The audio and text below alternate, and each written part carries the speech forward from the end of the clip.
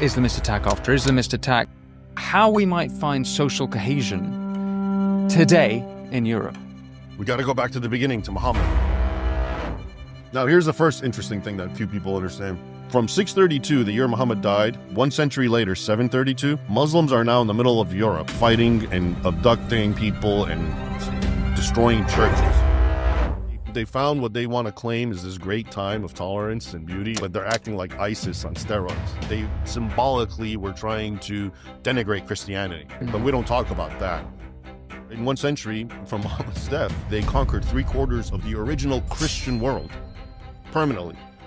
This is what's building up towards the First Crusade. So then let's go to the Crusades. You hear the word crusade, it's such a diabolical, evil thing, evil venture. Now, what they don't tell you, okay, is one, that's how effective they've been. They've gotten that narrative to become dominant. Maybe we just stick with 2025 and what's happening. We've had some reports from Congo, Nigeria. I think every week I have to read about dozens of Christians being killed. And of course, the media, they tell you, no, this is about climate change. But they actually do that. I've noticed, and I've been following this and writing about it a lot, Muslim persecution of Christians has been one of those most no topics. We don't want to go there. Make it relevant to what's going on now, because you've sort of given a historical context. In Germany, Muslims are going to be like 40% of the population. I mean, at that point, yeah, it's going to be like...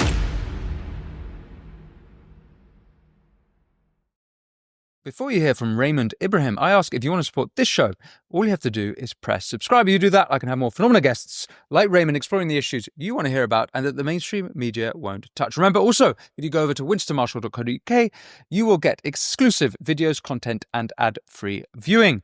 But without further ado, Raymond Ibrahim. Raymond Ibrahim, thank you so much for coming to speak with me on this show. There's 2 topics I'm keen to get into with you. You've done an amazing documentation of the persecution of Christians by Muslims in Africa and around the world, and you've been doing that for some time. You're also a prolific historian, documenting not only Islam in Europe, but Islam around the world. Before we get into those things, I wondered if you could tell me a little bit about yourself and tell viewers a bit about yourself, and also why you call yourself cancelled on your YouTube bio. Well, thanks, Winston. It's great to be with you. A little bit background on myself is I'm of Egyptian heritage descent, Coptic specifically. My family left Egypt, I think, in the very late 60s. I was born here, 73. And so it kind of gave me an advantage. I was bilingual. I grew up speaking Arabic, of a certain dialect anyway. Then I studied it formally in English. And obviously I had an interest in sort of the nexus of Western civilization and Islam because of my Christian background. I sort of gravitated to Western civilization, obviously. But I was very familiar with Islam and Egypt and my family and the background. So I've always been interested in that. And then in college, I actually majored in history with a focus on, actually I started off with classics, but then I delved into the Middle Ages, medieval Islam, and Byzantium, Eastern Roman Empire. And, you may know the name Victor Davis Hanson. He was my professor, actually, way back then. And we're still good friends. He writes forewords for my books. Great guy. But, he also got me interested in military history because before he became the prolific commentator about everything, he was a military historian. And so my master's thesis was about the first major battle between Christian Muslim armies. Major battle, the Battle of Yarmouk in 636. So that was my MA thesis. And then since then, I've been I continued being very interested in the history, but then long story short, after 9/11, I went to Georgetown University and I was accepted there. And I also attended a PhD program, but I ended up leaving. I had straight A's because I got a full-time job at the Library of Congress. And then I got a major book deal. My first book was The Al-Qaeda Reader. I actually came across writings by Al-Qaeda in early 2000 when I was working at the Library of Congress that had not even been cataloged. So that was turned into my first book that came out. And that's why, because of all that full-time job and writing a book, I essentially couldn't. I was also told, Victor Hanson made a good point. He told me you already got what most people who are trying to get a PhD want, okay, like book deals. And you're also at a point with what you've said and the position you've taken, even if you get a PhD, nobody's going to hire you. Yeah. Because they're all left-wing universities and they don't want your views there. So that was another reason for me not to even bother with it. And then soon after, around 2008 or 9, I essentially resigned from the Library of Congress. It was a great job. I was like a kid in a playground because I had access to all these very arcane, esoteric books. But and I've been a fellow at various think tanks since then, including the Gatestone Institute, the Middle East Forum. I was for a while at the Hoover Institute, etc.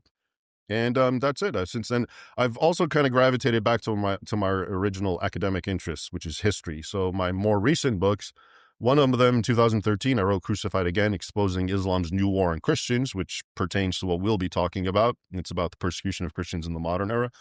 And then in 2018, I wrote Sword and Scimitar, 14 Centuries of War Between Islam and the West, which you might call my magnum opus, because it's like, this is what I was studying for over 20 years. It's the continuation of the Battle of Yarmouk.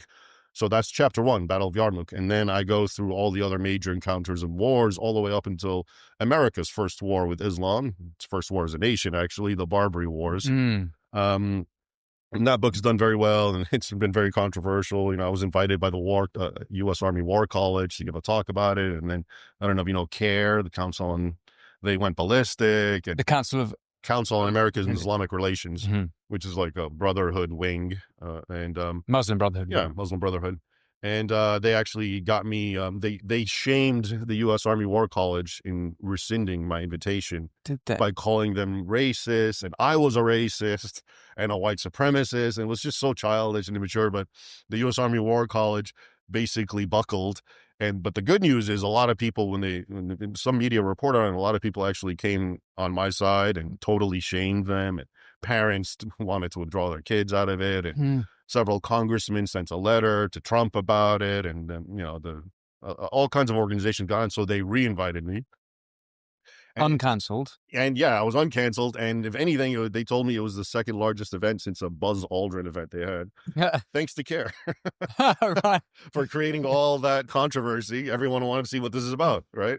All publicity is good publicity, exactly. It turns out. Yeah, so that's a little aside. And then the other book I wrote, which is also very popular, also historical, is Defenders of the West, the Christian Heroes Who Stood Against Islam, where I just look at 8 biographies of kings and warriors and warlords who actually fought against Islam. And people really like it because it's such a different story than what you're told. One of them is Dracula, Vlad Tepes, Vlad the Impaler, who of course is the most demonized, and people are like, how would you put him in the book? But if you look at the sources, yeah, he identified as a Christian, Orthodox, and he fought against Islam. And he was basically the impalement, and we can even get into that. That was his way of, it was a tit for tat. That's what they were doing. He learned that as a hostage of the Ottomans, the Turks. He watched them impale his own people. So this was his own way of fighting them back. Anyway, and that gives you an idea of so much of what I try to do is give context and correctives to what we think we know about history, and a lot of it we don't, like the Crusades.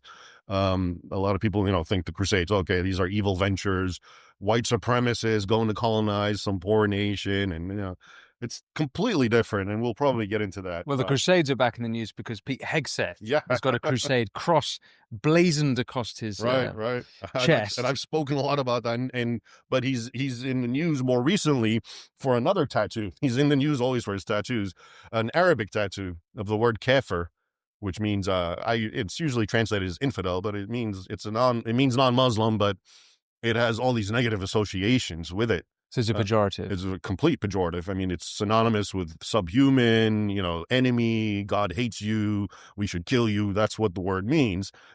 But it gets translated in English Qurans as unbeliever, very neutral sounding.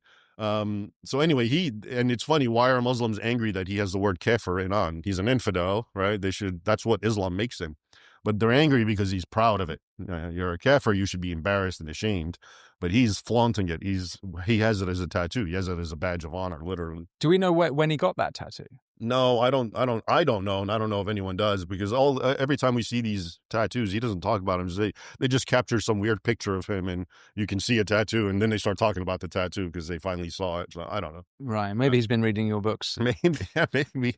But anyway, that recaps it with me. So, and then since then, I've just writing my books, and I'm still a fellow at think tanks. I'm writing articles, and I'm trying to develop my YouTube channel, trying to do what you do, and very modestly at this point, which is fun. It's fun. It's amazing to me because when I write an article, and even if it appears in pretty good websites, you can tell how many views there are via comments, Yeah. maybe 20 comments, 30 comments. But I make a little video on YouTube and there's like 300 comments. Yeah. So, I guess that's the way to go. More people are interested in watching than reading. Yeah. It's Yeah. a generational thing, and I'm happy to oblige. Well, look, you've mentioned the Battle of Yarmouk twice, and perhaps before we go into what's going into Europe, maybe maybe this is the starting point. So, what's happened at the Battle of Yarmouk then? The interest to me in the Battle of Yarmouk is it's the genesis of the conflict between Christendom and Islam. That's really its significance. And so basically, we got to go back to the beginning, to Muhammad, right? Muhammad's dead, 632. And now you have what's called the Ridda Wars, which is after he died, a lot of Arabian tribes tried to break away from the fold of Islam. And the first Caliph, Abu Bakr, launched these apostasy wars, which is very interesting because even till this day, Muslim clerics will tell you, without the law of apostasy, which is you kill anyone who tries to leave Islam, Islam would have died out. I mean, they actually say that. They admit it. That's why we have to have the apostasy law, because if people have freedom to leave, it will be gone. So those are the culture of apostasy, punishing apostasy, didn't exist before then under Muhammad. No, it did. He's the one who did, yeah. Yeah, it goes to a hadith, a statement attributed to him, which is considered canonical in Sahih Bukhari, where he says literally, whoever leaves his religion, meaning Islam, kill him. Mm-hmm. So that was always part of the religion, according to that teaching, that hadith, and that's why it's still there. Okay, so by the second generation of Muslim leaders, they're now codifying that, and yeah, well, when and how Islamic law gets codified is kind of a controversial thing, depending on which version you want to go to. But most of it happens much later after Muhammad. Maybe like he dies 632. Really, the first writings and the hadith are maybe around 750. And this is why there's a school of thought that says Muhammad never existed and it was all fabricated later to give a hagiographical foundational story to the Umayyad Empire. But at any rate, so you have now the Muslim power is consolidated under Abu Bakr, and then later the other Caliph Omar, who are companions and friends of Muhammad. And now the jihad is waged in earnest. Now, here's the first interesting thing that few people understand. In 632, if I talk to someone, your average person, and I talk about the Middle East or North Africa, and they know it's Muslim, they don't know how it got Muslim. They think it's always been Muslim. In the dawn of Islam, during this time that I'm discussing, 632 and so forth, the Eastern world, Egypt, Greater Syria, as it was called, which encompassed modern-day Israel, Jordan, Lebanon, it was a big chunk, Anatolia, or Turkey, what we call Turkey, and like I said, Egypt, all the way down to Morocco, Mauritania, and Augustine's Hippo was there in Tunisia. All that was actually more Christian than Europe. So if you talked about Christianity at the dawn of Islam, you were talking about Egypt, you were talking about Syria, you're talking about Asia Minor, Greece, of course, and Europe. But Europe was actually less Christian. And of course, anything northwest of the Danube Rhine was still not even Germany. The Scandinavian lands hadn't even reached Christianity at that point.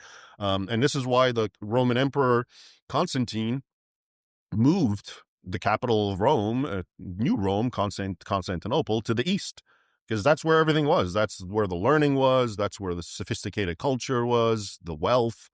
All right.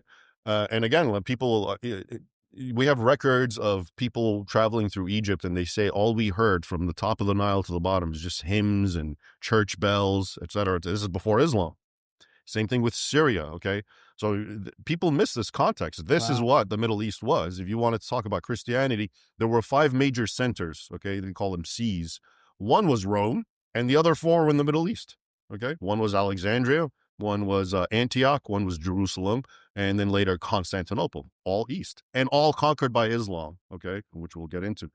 So anyway, we have the first major attack, and we have the Battle of Yarmouk in 636, and the Muslims prevail. Where is Yarmouk?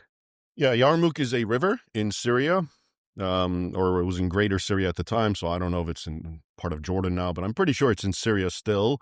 And that's where the two major armies, the Eastern Roman Empire, which they call Byzantium. I sort of don't like that word because it sort of creates a discontinuity between the Roman Empire. They saw themselves as Romans.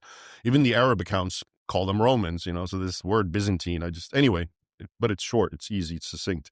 So I interchange them. But the Eastern Roman Empire, basically, and the Arabs, the Muslims, fought there, and it was a major epic confrontations, and the Christians lost.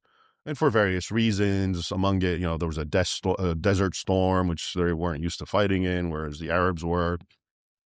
And it takes on a great, it's very hagiographical tradition amongst Arabs. This is, where it all begins, and this is where Allah proved he was for us because we beat the infidels, etc., etc.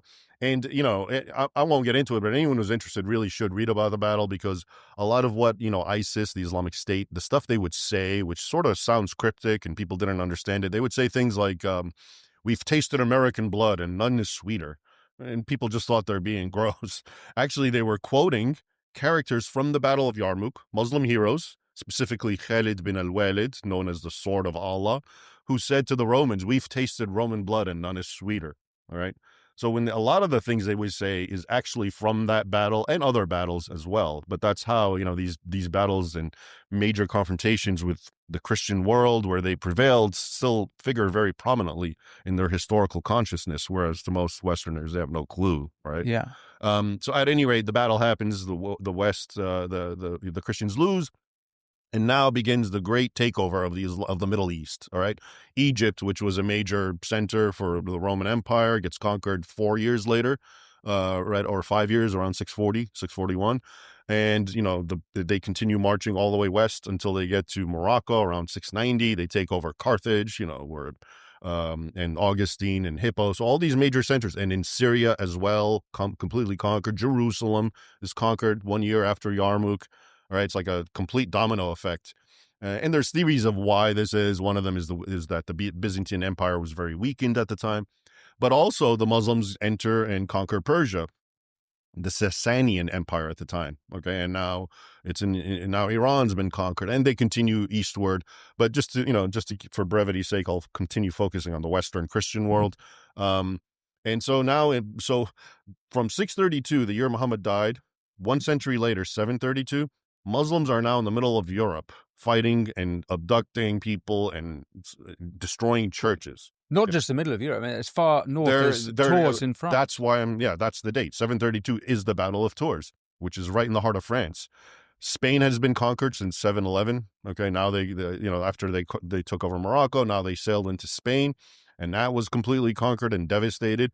And now they're in the middle of France, okay, attacking, and this is the Battle of Tours. So it turns out the key to losing weight and keeping it off is not in carbs or fat or even probiotic-rich foods. Note, the endgame of having a healthy weight, as well as more energy and a long, healthy life, comes down to a specific switch you can flip in your body to flush out unnecessary calories. Dr. Stephen Gaudry is calling this caloric bypass, and by activating this specific process in your body, he has seen thousands, yes, thousands of people dramatically improve their health, even at age 50 and beyond. This includes losing weight, getting tons more energy, and returning to the good health they had in their youth, once they simply address this one key to better health. Not only that, this is actually associated with improved digestion, strong feeling joints and muscles, smoother skin, and healthier lives. Dr. Stephen Gaudry has lost 70 pounds himself using his research and has kept the weight off for over 20 years. His digestive issues are gone. His health is fantastic, and he feels younger and healthier today than he did in his 40s. His video has been watched by over 20 million people to date, and you can watch and learn more about it at thehealthyfat.com/win. It's linked at the bottom of this video, but he'll teach you how exactly to keep the weight off for free at thehealthyfat.com/win. But back to the interview. In 1 century from Muhammad's death, and historians have actually quantified it, but it's basically they conquered 3/4 of the original Christian world permanently. Wow. In Spain, not permanently, but for like 8 centuries they were there. And of course, in France, they still continued depredations. And the Mediterranean islands were all conquered around the 8th century. Sicily and Malta and all of them, Cyprus and Rhodes, for centuries. And again, it's, to me, I'm just baffled at how people don't understand these were not just Christian countries. These were the main Christian countries, and they just got conquered and Islamized, and nobody knows this. If you talk about those countries now, like Egypt or Syria, most people just have this vague notion they were always Muslim, and Islam spread there. No. And again, if you look at the sources, both the Arabic and Islamic and the European chronicles, they make it unequivocally clear this was violent bloodshed, conquest. And it's even worse in the Arabic recordings because they boast about it. The more violent it is, and the more, the atrocities committed against the Christian infidels, and the more churches destroyed, this is more a reflection of how pious the Muslim conquerors were. So it's actually worse in the Arab. I always find this amazing that it's more graphic sometimes than the European ones, which are a little more objective. They say, yes, we were attacked and thousands were butchered and enslaved in churches. But the Muslim ones revel in it. Okay. And so now let's just stop for a moment. None of this is being taught in any school at all. Can I just ask, do you have a sense of the death toll in that first century? No. I mean, unfortunately, 7th century is what we're talking about. We're lucky to have just the records that we have. But, and I know I put it in Sword and Scimitar where I talk about various regions that get conquered, and then some chronicle mentions a number. Okay. But it's very hard. It's very sketchy that time. I mean, we're now nearing to what traditionally was called the Dark Ages, because we have, which, by the way, and we can get into, is a product of Islam. Okay. And many people don't know this. And since I'm at it, okay, we're almost there. So basically, after what happened and so the Mediterranean used to be known as kind of the Roman lake, and everyone, Egypt and Syria and all of North Africa and Europe, were all connected. It was part of one empire. After Islam took everything basically south of that, North Africa and the Middle East, and I already told you that was the richer, more profound, the more sophisticated region. Little Europe, the rest of the Christian was cut off completely. Papyrus ended. It used to come from Egypt. That supply was eliminated. All of that is historically, was the beginning of what historians would call the Dark Ages. Okay. And you don't know, I mean, and one historian, Henry Perrin, he was, I think, a Belgian historian in the 19th century, an Orientalist, as they called them. He actually had an entire thesis about this. And basically his line is, without Muhammad, there'd be no Charlemagne. The rise of Charlemagne and the Frankish state was basically a response to the nonstop Islamic aggression and the and the discontinuity of the Mediterranean. This is why now Europe had to develop on its own and start anew. And it was, it was the young kid on the block, the barbarians who had, conquered and assimilated into Christendom in the 5th century and whatnot. They no longer had the assistance of the East as they did before. Okay. And so now they became the small final bastion of Christendom, and they continued being attacked by Muslims. So, to finish this idea of the Dark Ages. So so people will tell you the Dark Ages historic, and they don't even want to use that term anymore for various reasons, but they would say it was the 8th century and the 9th century. And they would tell you because of Viking attacks and, attacks from nomadic tribes in the East. But the real attack was Islam. Okay. That was the main one from the South. And the Vikings, people don't even understand that a lot of the Viking raids, especially for slaves, okay, white slaves, was to feed the Arab slave emporium, because there was such a demand for white slaves. So they were selling, Vikings were selling. Yeah, they would go to Ireland and England and France and wherever and conquer. And all those slaves, most of them would be sold down through the rivers of Russia to the caliphates, the Abbasids, for example, the Abbasid Caliphate. That used to be a well-known thing. And we know this as well because a lot of the treasure troves of Viking coins that are found in Scandinavia are Arab coins. So what commodity do Vikings have to give? Slaves. And we also have records for it. So, the whole point is Islam has had a profound impact on the shaping of Europe. And there's historians, I quote one in one of my books, something Cardini, where he basically says Islam was a midwife to Europe. It created Europe. And the reason Europe became martial and you had the night culture and everything, and a very staunch Christian kind of defensive posture, was because of Islam. It was surrounding it, and they knew what happened. They understood that 3/4 of Christendom was destroyed and conquered and Islamized. So we haven't even reached the Crusades. Okay. And look what Islam had done. And I'm here to tell you, because I've looked at this, and parents write to me about school books, textbooks, and social science books. What I just described to you doesn't even get any mention. You just get one sentence about how Islam spread through trade in the Middle East, and they won't tell you the Middle East was so Christian before that. They always like to act like Europe was Christian and everything else wasn't. No, Europe was the leftover portion of Christendom that never got conquered. Portions of it did, Spain and the Balkans later under the Ottomans, and we'll get into that. But yeah, so this is, I'll stop So why right do there. you think that they were so successful in so quickly conquering so much? Yeah, there's a lot of theories about that. Um, the one which I touched on is, the Roman Empire and the Persians were at war right before the Islamic conquest, literally like a decade or two. They were constantly bleeding each other. So one theory is that they were both so exhausted that when this new power rose up in Arabia, they were able to just conquer them piecemeal. So that's one. The Muslim theory is God's on our side, and this is proof, and this is why we won.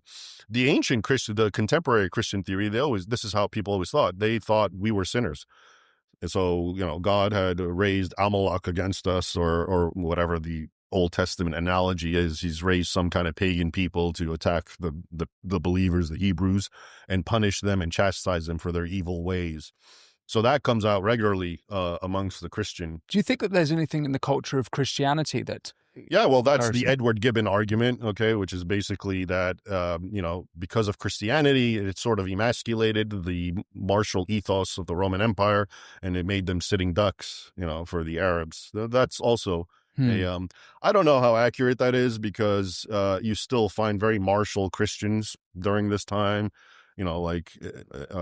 So Charlemagne is now the year 800. We have the rise of Charlemagne. Wait, before we get to Charlemagne, though, so the Muslim armies they don't conquer Tours, and they're fought back, right? And I think all the way back to Spain. You correct me if I get any of this history wrong. Yeah, no, right. So what galvanizes them, the Europeans, to fight back, and why is it that they don't go past into, at that point, presumably it's called Al-Andalus, right? So Yeah, that's what the Arabs call it. Yeah. What would the Europeans have called that region? To them, it was. It's known sometimes as Iberia, but it's the Spains, because it was various Spanish kingdoms before it became one. Hispania, that was, I think, its Latin term. So there was at least by the time they got to Tours, which is a long way far into Europe, there was a sort of galvanizing of Christians. Yeah. Christian armies, right. And there was a military response. Right. So in Spain, you had the Visigoths, okay, and Al-Andalus is actually because the Arabs, they somehow confused the Visigoths with the Vandals.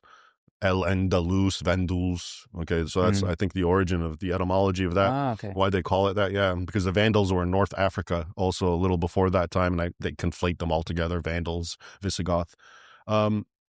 They fought back, the Visigoths, and they lost. I mean, they were, and again, these are very sketchy sources. We just have one or two chronicles that are vague, but we know they fought back and there were major battles, but they lost and they got Islamized. But then a very small group of Christians, according to both Muslim, and it's a very interesting story, led by a man named Pelagius, and he was the one who supposedly initiated the Reconquista.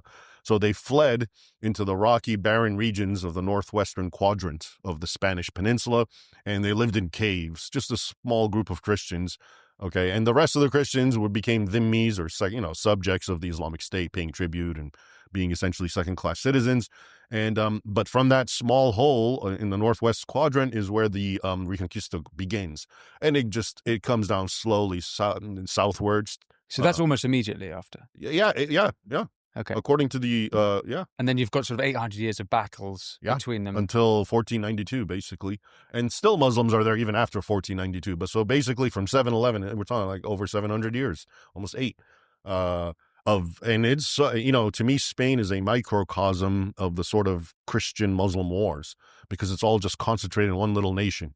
And, all the things that we know that we can talk about these conflicts manifest themselves in, stark display in Spain. Okay, because you have the Christians versus the Muslims. The Muslims are in the south, the Christians are in the north. They're in constant warfare. So they're not actually living amongst each other. They push to different regions. Well, so the Free Christians of the north, that were a small group, they started pushing south, and they were independent, and they were the enemies of the Muslims. a lot of Christians during the conquest did live in the south with the Muslims as second-class dhimmis, subjects, okay? And every time, as usual, when the Muslims and the Christians were fighting, the Muslims of the south versus the free Christians of the north, the Muslims would take it out on their own Christians as a sort of collective punishment, and Right. yeah, that comes out a lot. And while we're at it, because someone's going to say, well, what about the great Andalusia? And this is where, this is where Jews and Christians and Muslims prospered and they loved each other. This is one of the themes that is, or apology, as that often comes out. And all I have to say to that, well, the easy answer, anyone who really wants to delve into this question, they should read the professor. He's a friend of mine, Dario Fernandez Morera. He wrote a book called The Andalusian Myth, a whole book, okay, just tearing into this idea. But just to give you one example, at the height of this golden age, you have what's called the martyrs of Cordoba, which is something like 50, 60 Christians who get boiled, skinned alive, impaled, beheaded because they blasphemed against Muhammad. Okay. So this is like, they finally, they found what they want to claim is this great time of tolerance and beauty. And yeah, but they're acting like ISIS on steroids. Okay. But we don't talk about that. So my point is just to show you that even when they try to find something, if you really look into it, no, it's the same as usual. What they're really boasting about is it was so wealthy. So Andalusia was wealthy, and people will talk about, oh, look at the backwards Europes. They were, whatever, poor, and look at this grand civilization, Andalusia. What they don't tell you is most of that wealth was because the Muslims were plundering it from the Europeans, including selling them on the slave market and plundering them, essentially. And that has always traditionally been Islam's capital, other people's stuff. Were they converting Europeans to Islam? Yeah. So when they conquered Spain, for example, I'm sure a lot of native Spaniards, Christians, converted. Okay. And was it, did they bring sort of civilization with them from? Well, so that's the question. Was it a sort of military nation of a kind of a band of warrior aristocracy? Warrior aristocracy. Yeah. That's definitely how it was initially. And so when you look, sometimes they'll tell you, well, yeah, but the Islamic world was so advanced when Europe was in the Dark Ages. Okay, so what they don't tell you is, one, this is still an early time, so that a lot of the people who were inventing things or doing something important, Averroes, the philosopher, or whatever, a lot of these guys were either Christians or Jews, or even more often they had recently converted. So this important person or whatever just became a Muslim recently, or he was the son of a man who converted. So a lot of times, whatever credit is being allotted to Islam was really by Jews and Christians of the old civilizations doing what they've always been doing. Okay, but sort of Islam gets the credit. But where Islam really takes over, and then it really spreads and everyone becomes Muslim, you see the opposite. Okay, in Spain, to go back to that, it was the Muslims were obligated, especially when the Christians of the north were still weak, to wage 2 jihads every year, and it was always devastating. And they came back with the heads of, they would decapitate, make they pyramids. were obligated to wage. By who? By Islamic law. The Caliph said twice a year. And there are Islamic teachings in the Sharia of you have to launch raids on the infidel. You can't live in peace with them as long as you can. Obviously, if you're weak, you shouldn't. So, and very graphic, to the point that until now, there are portions of Spain, especially the middle zone, where the frontier, that are completely destroyed, and they still can't bring it back to life. It's just a complete war zone from all that. Okay. Wow. Yeah. So, so that's anyway, it's good. We can kind of stop right here real quick, because now we're getting to near the Crusade time and we haven't even gotten there. But just think it for a while, like all this is what happened before the First Crusade, right? Yeah. And when we talk about the First Crusade, you're going to find out the problem is people present it in a vacuum. They don't tell you what I just told you. And all of a sudden, it's just these crazy Catholics decided to go and go abuse the poor. A guy like John Esposito, I don't know if you've heard of him. He's a professor from Georgetown, where I went. And there's a quote, which I quote so often that I think I've memorized it from him.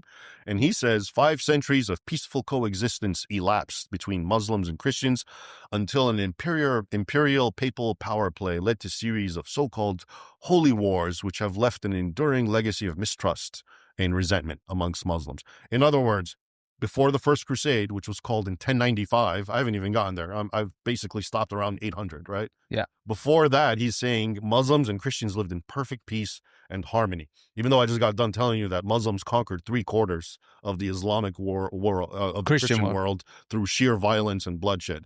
Okay. And that's what and the thing is, it's not just him. This is the official line amongst historians and academics. And I mentioned him because he was especially back in the day when I was going there, every military analysts and politicians would consult him about questions about Islam. And it's the same thing with people like Karen Armstrong. She's a best-selling author about religions. You read what she says. Again, she'll start off with the Crusades and just how evil it was, and act like everything before it was nothing but Muslims being good to Christians.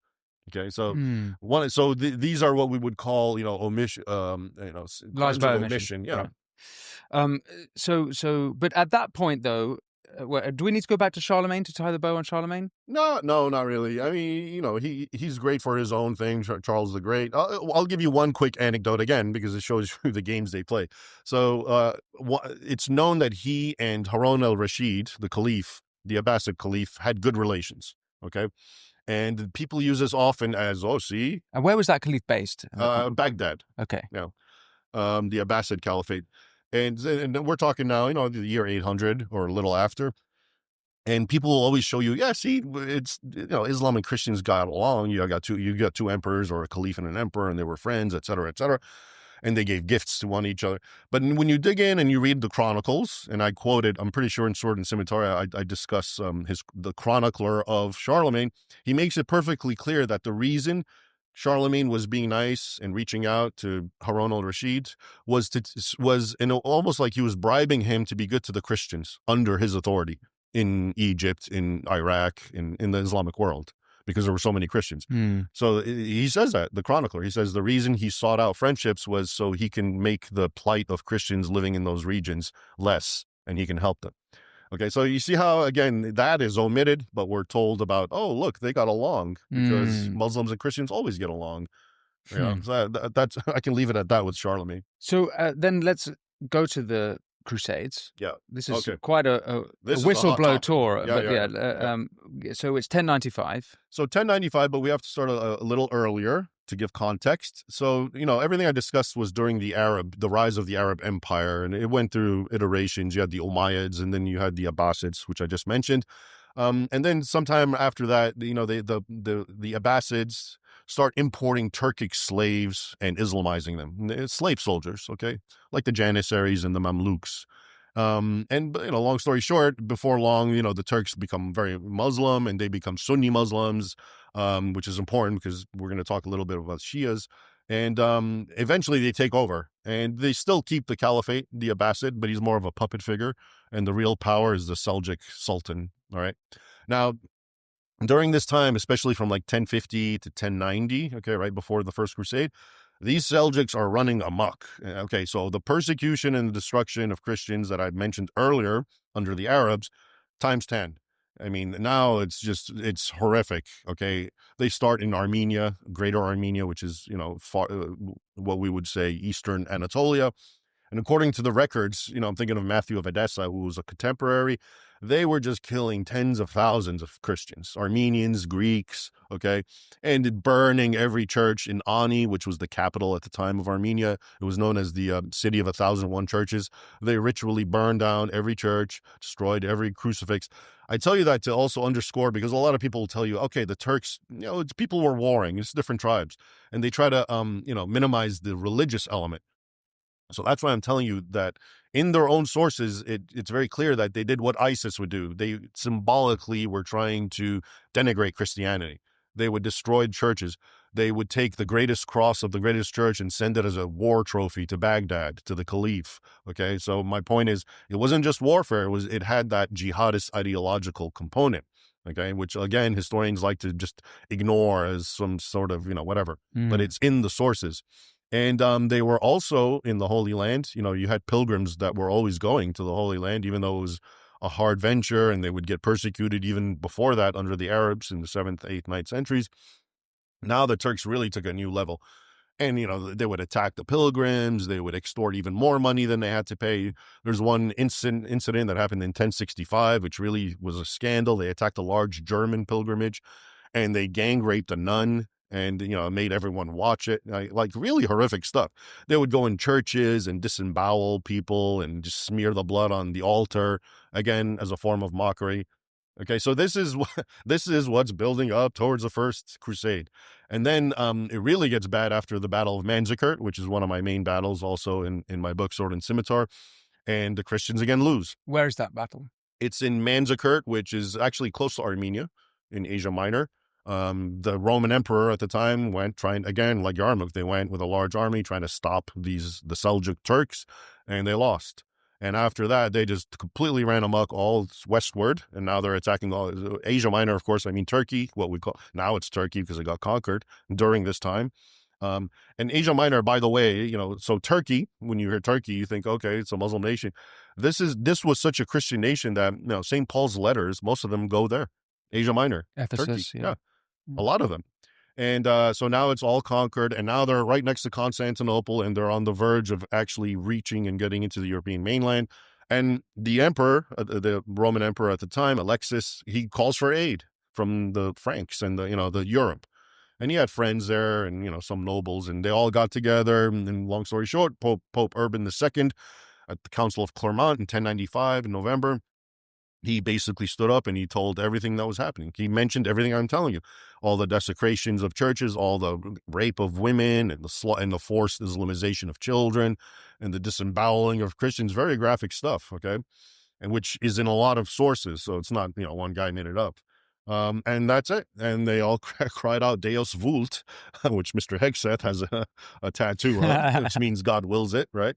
And that was it. They went. So if you asked earlier historians, in the 1800s, they would tell you the Crusades were motivated by love. They were actually, and it comes out in some of the sources where the Crusaders were moved by Christ's injunction to love your fellow man as much as yourself and to love God. So they were loving God because they wanted to go and liberate the Holy Sepulchre. They wanted to liberate the Holy Land, which was very important. Again, this is something modern people don't understand, but place was important. Holy sacred land was something that was, very important. So they wanted to go and liberate it from Muslim control, and they wanted to also protect fellow Christians. And now, your average person, you hear the word crusade, it's such a diabolical, evil thing, evil venture. But that marks an interesting turning point, even from the Christian point of view, from this, let's say, turn the other cheek mentality to we're going to protect our fellow Christians by killing others. Yeah, so the whole issue, this goes back to the concept of just war, which really one of the name that always gets thrown out there, and it's the chief articulator, they would say, and proponent is Augustine, St. Augustine, who lived in the 4th century, okay, or was it 5th century? So he's way before all this, and to him and to almost every other doctor of the church and theologian, it was okay to fight back. And, they would cite things like, a Roman centurion comes to Jesus and Jesus heals his servant. And then Jesus, what does Jesus do when he does a miracle for someone? He tells them to repent, right? Change your way. He didn't tell this guy, hey, put your sword away, stop killing. I mean, this guy was a centurion. He oversaw the bloodshed, a lot of bloodshed. Jesus didn't say anything to him. Okay, so also John the Baptist, when people came to him and a bunch of soldiers came to him and saying, what must we do? He didn't tell them leave the army. He said, don't be content with your pay. Okay, so a lot of these were understood by early church theologians as justifying just war theory. As long as the war is not about, conquests and enforcing whatever, my will on you. If I'm defending my land, that was 100% Christian. Okay. And so, and this is why, okay, so if you don't understand everything I've been saying, if you didn't hear this, then how is Crusades just war? Because what you see is a bunch of Europeans going to Muslim territory. What's just in that? But if you know the truth, which is, well, that was Christian territory, and they were killing Christians still and destroying Christian lands and holy sacred places, then it did become part of the just war theory. You see what I'm saying? But it's 300 years since that it had been Muslim. Yeah. But I mean, to their thinking, to their point of view, and it was still full of Christians and. I mean, I don't think they went by what's it like statues of limitations, right? They didn't think that way. You know, Right. Okay. so in their mind, they still rationalized it, but specifically it was because they were killing Christians and attacking Christians' places. Okay, so that Okay. was it. And Okay. even if it wasn't Christian beforehand, I think they would have just war theory would cover the logic. Why are you killing innocent Christians? So this is the first of several crusades. Yeah, Can you take me? I actually am not too good on crusade history. Can yeah, you take me through them? sure.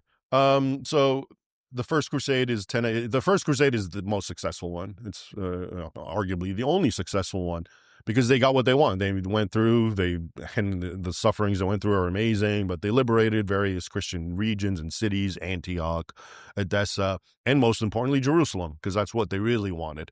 The Holy Sepulchres, or the Church of the Resurrection, was this massive complex that was built atop what is believed to have been Jesus's burial. Not just his burial, it was actually a humongous structure built during Constantine's time in the 300s. So in this church, you actually had where Jesus was betrayed, the Garden of Gethsemane, and then you also had where he was crucified, and you have where he was buried. Okay, and and resurrected. Uh-huh. And a quick anecdote, which I almost forgot, but is pivotal to what we're talking about. In the year 1009, okay, so we got to go back in time a little bit. And just again, what I'm going to tell you is going to again underscore just how Christian that region was and underscore the sorts of persecution that went. But there was a Fatimid caliph in Egypt, and the Fatimids were Shia, okay, and his name is Hakim Ba'amr Allah. And this guy, okay, they call him the Mad Caliph because they want to pretend that what he did, what I'm going to tell you, was of the product of a maniac, right? Yeah, and there's no rationale. Under him, he had 30,000 churches in Egypt and in greater Syria destroyed. Okay, so first of all, 30,000, that's a humongous number of churches in an area that I thought was Muslim. Okay. And the source for this, which a lot of Western people try to ignore, is an Arabic Muslim source, Al-Makrizi. All right. And he says 30,000. And people say, no, that's a mistake. He put one too many zeros. You know, he meant 300. And historians will write, 300 churches. But he wrote 30,000, including the Holy Sepulchre, the one that I'm discussing. He had it destroyed and pulverized. And then it was later rebuilt, a smaller version. But the one that I was telling you about by Constantine, he had it razed to the ground, this most important place for Christianity. As far as my geography of Jerusalem goes, that must have been huge because Yeah. where I know the rock where the crucifix was, the distance to that where it is believed that the tomb was. You're talking about the rock with the round stone. That there's two places that people believe where Christ was buried. The one you're talking about, I think, is the later one that mostly Protestants actually accept. Catholics and Orthodox believe it was somewhere which was actually closer. Okay. Yeah. Okay. The Crusades, the first one is the most successful. Right. And then how did the first Crusades end? Yeah. Let me just finish the Fatimid thing because this is very important.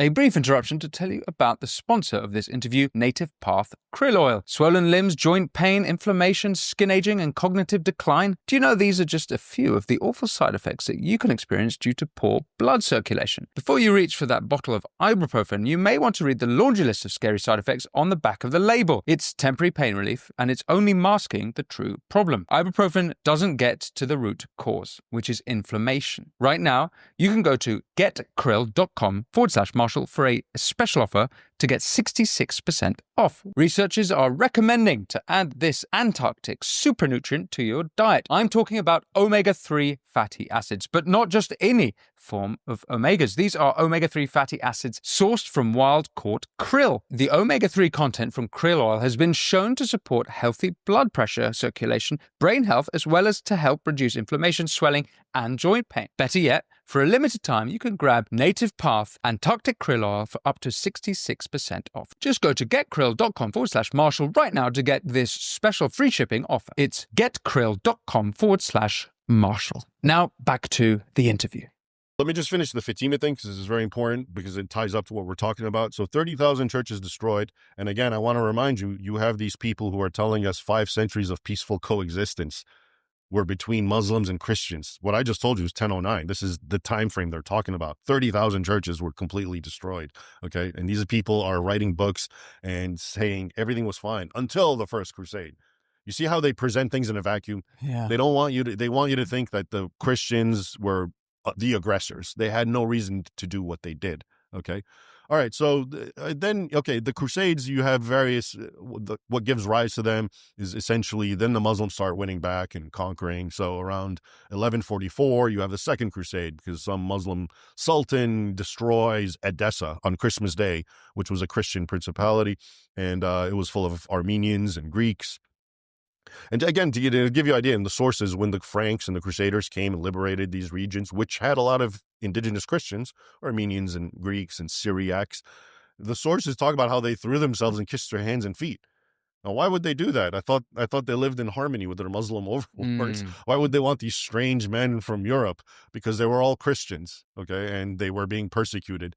So in 1144, the Edessa is completely ransacked and destroyed, and just again, like very sadistic stuff is happening to the women and children, and it gave rise to a new crusade. Okay, and that one was abysmal failure.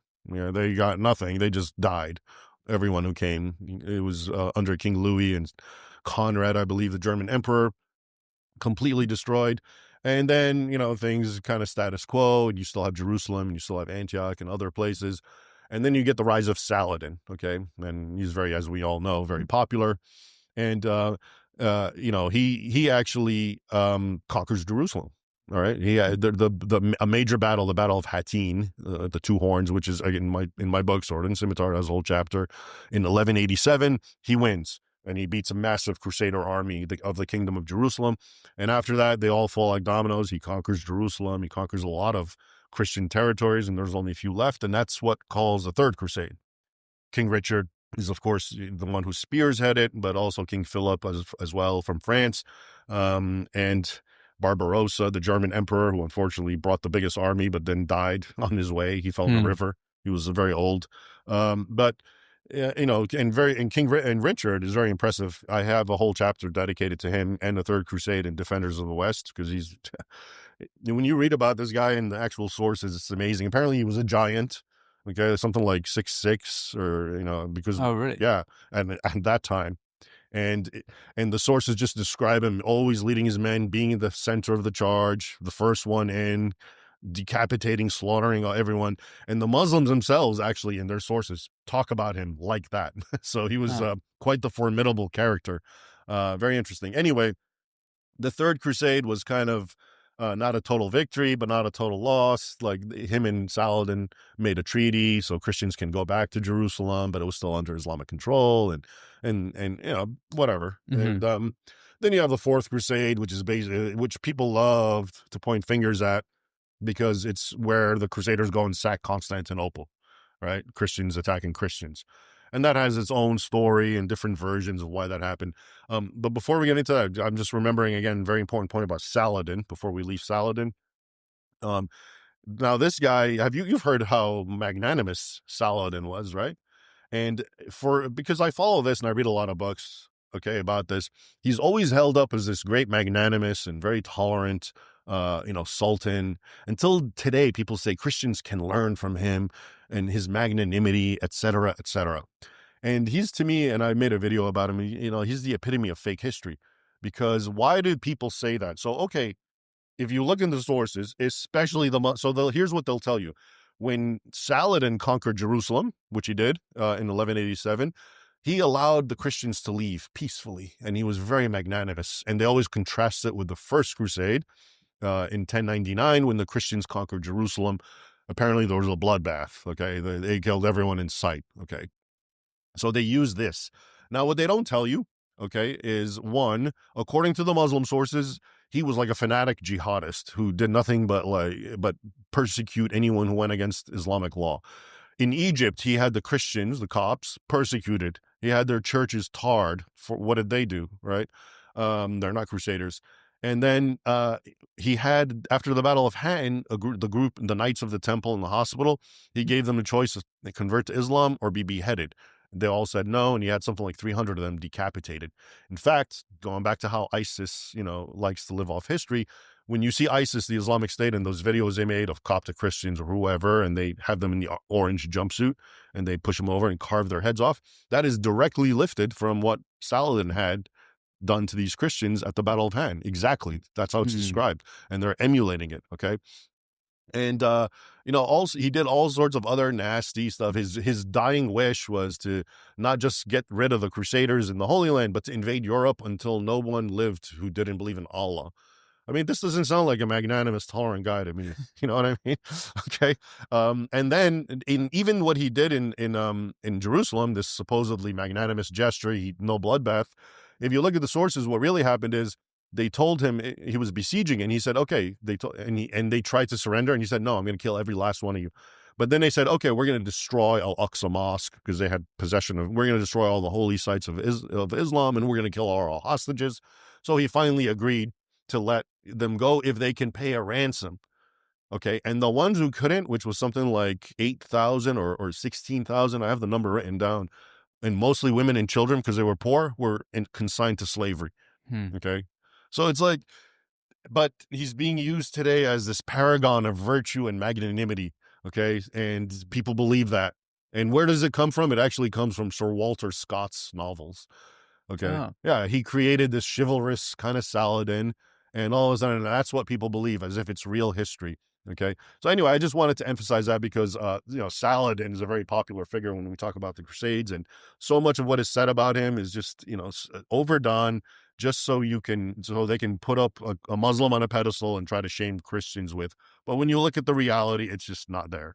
And where did the Jews fit in all of this? Were they I understood that many of them were killed. Yeah. Yeah. So the Jews, even before, I mean, and here's again one of those things where people try to demonize the Crusades because they attacked and killed Jews, and they did. But the Jews were being attacked and killed by Christians even before that. Well, what happened is, a lot of it was mostly the peasant crusaders, not the actual knights and the formal armies. But a lot of them would go and they'd get riled up and say, "Why are we traveling all this distance during their long trek to kill infidels who hate Jesus when we have them right here, the Jews who killed him?" And they would rile themselves up and they'd go attack and kill them. There were some terrible pogroms, weren't there? Yeah, yeah. But, it's also important to know that the church and the leaders were against it. And against the pogroms. Yeah. And they would issue edicts saying you have to leave the Jews alone, and they would come in their defense. So it was almost like what always happens. You have the rabble, but the actual church policy was not to persecute them. And the Crusader policy was not to persecute them or do any of that. But of course, you're going to have the bad apples who act on whatever impulse they want to just plunder them on whatever pretext. So at this point, though, we still have the Muslims in Spain. Right. The Crusades have the rest of Europe then is Christian. Right. And the area that is now Israel, Lebanon, that's kind of going back and forth. No, that's under Muslim control. The Holy Land. Yeah, at this point now it's under Muslim control. So the Crusaders finally get expelled in 1292. Okay, that's the end of it. Okay. After the fall of Acre, however you want to pronounce it, that was the final stronghold after Saladin, and then the Mamluks came and they started conquering more, and then by 1292, you have no more Crusader presence in the Holy Land. Okay. So we'll come back to what happens next because there's some important events. Particularly, there's 2 sieges on Vienna by the Ottomans, and I'm keen to ask you about Constantinople as well, or as we know it now, Istanbul. But you've mentioned a few times as you're discussing this that historians like to ignore this. Historians like to ignore that, or they paint this one-sided picture. And the way you actually describe it is that the one-sided picture they paint is the opposite of what is true. I'm curious about what you think the motivation is by those historians. I think there's several. I think today it's kind of, it's snowballed, and it's just, that's the narrative. So if you're just if you go to college today and you're a history major and you're studying this field, you're not going to read primary sources, which you should. That used to be the original thing. You're supposed to, but you go read this, 3-4 books by the secondary source would be, like me, okay, a modern person who supposedly consults the primary sources and then, puts it into a book form and you read it. So most people will read that. And those books now, they've been going, and the question is why, but have painted a completely different picture. A guy like Sir Stephen Runciman, for example, he wrote like 4 or 5 volumes of the Crusades, and it was considered, the bestseller, et cetera, et cetera. I think came out maybe in the 50s or 60s. And now historians will tell you, yeah, this guy really had an axe to grind, and he was just dedicated to making the Christians look bad and making the Muslims look good.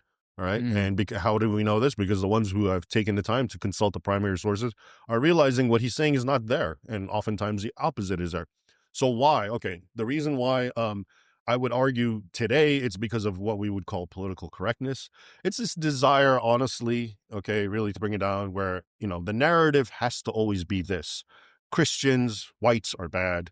Non-Christians, brown people are good. Okay, this is it. That's the mantra, and everything has to conform to this. Why? Okay, we can get into that, but that has been the case for, I would say, a long time, since the 60s, okay? And this sort of self-hatred thing has arose.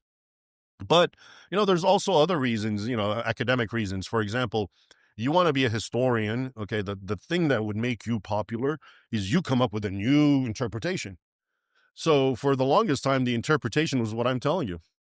But if I can come up with something clever, like, oh, wait, actually, Andalusia was a great beacon of light and learning. Okay, wow, then I've made a new contribution, especially if it's what people want to hear. People want to hear that narrative for the reasons I just explained. They don't want to hear about, okay, Christians and Muslims fighting because Muslims are aggressors, etc.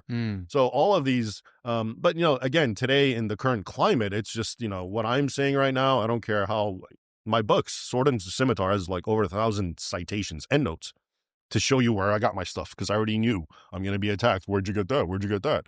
So the facts are there, but, people they still, till this very day, want to believe that narrative, okay?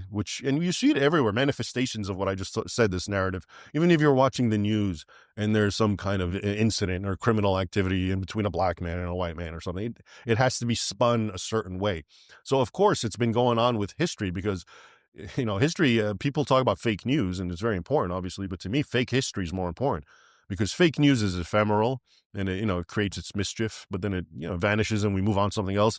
Fake history, you create overarching narratives and basically paradigms where you sift reality through. So if I've created a fake history where, Muslim-Christian relations are such that Christians were the evil aggressors and Muslims were the poor guys, well, of course, now when you talk about anything in the modern era and you see it through that lens, it all makes perfect sense and gives you more reason to despise the Christians and the Westerners, etc. And that's what's been going on for a long time, which is why I think when I discuss these things, the number one response I get from people is like, I'm embarrassed. I didn't know this. Why didn't I learn this in school? And well, this is why you didn't, because there's a narrative. Fake news has a political agenda. Right. Then fake history, it's the agenda. More profound. It's more profound. Yeah. But it's still somewhat political, right? Yeah, of course, it is political, and it manifests itself ultimately in a political way. But it's very subtle, and it's harder to prove. And so fake news, we can argue, oh, here's evidence that this guy didn't say whatever. But fake history, who's going to take the time to delve into the primary sources, like, let's say I did? And I did it because I love it, and I was at the Library of Congress, and I had access to all those books, and I know a couple of languages, so it's not that easy to do that, and you're just going to go by.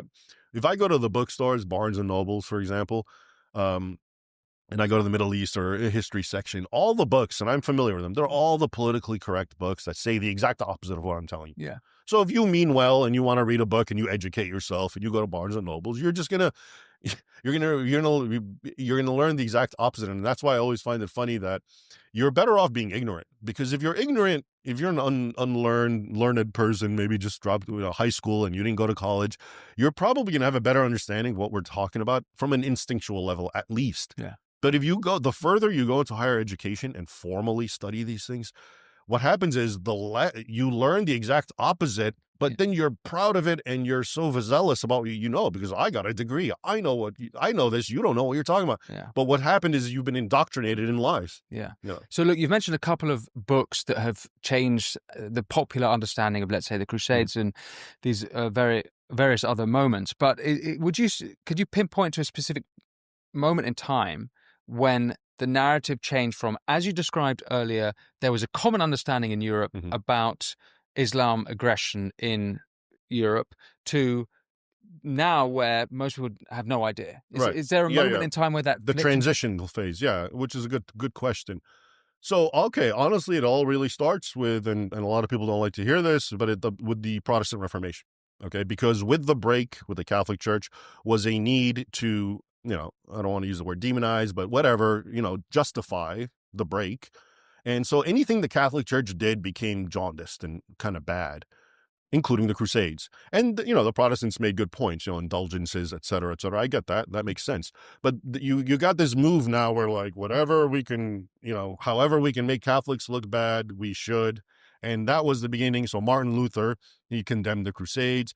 And then he condemned, when the Turks were actually invading Vienna or coming towards Austria, he actually said, don't fight back.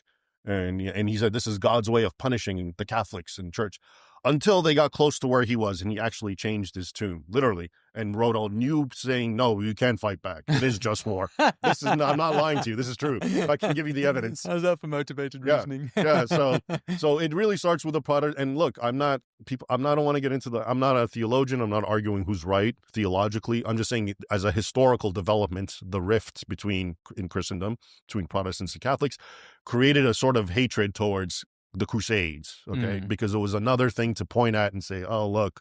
And they also, this was also the beginning of the rehabilitation of Muslims in the eyes of Europeans.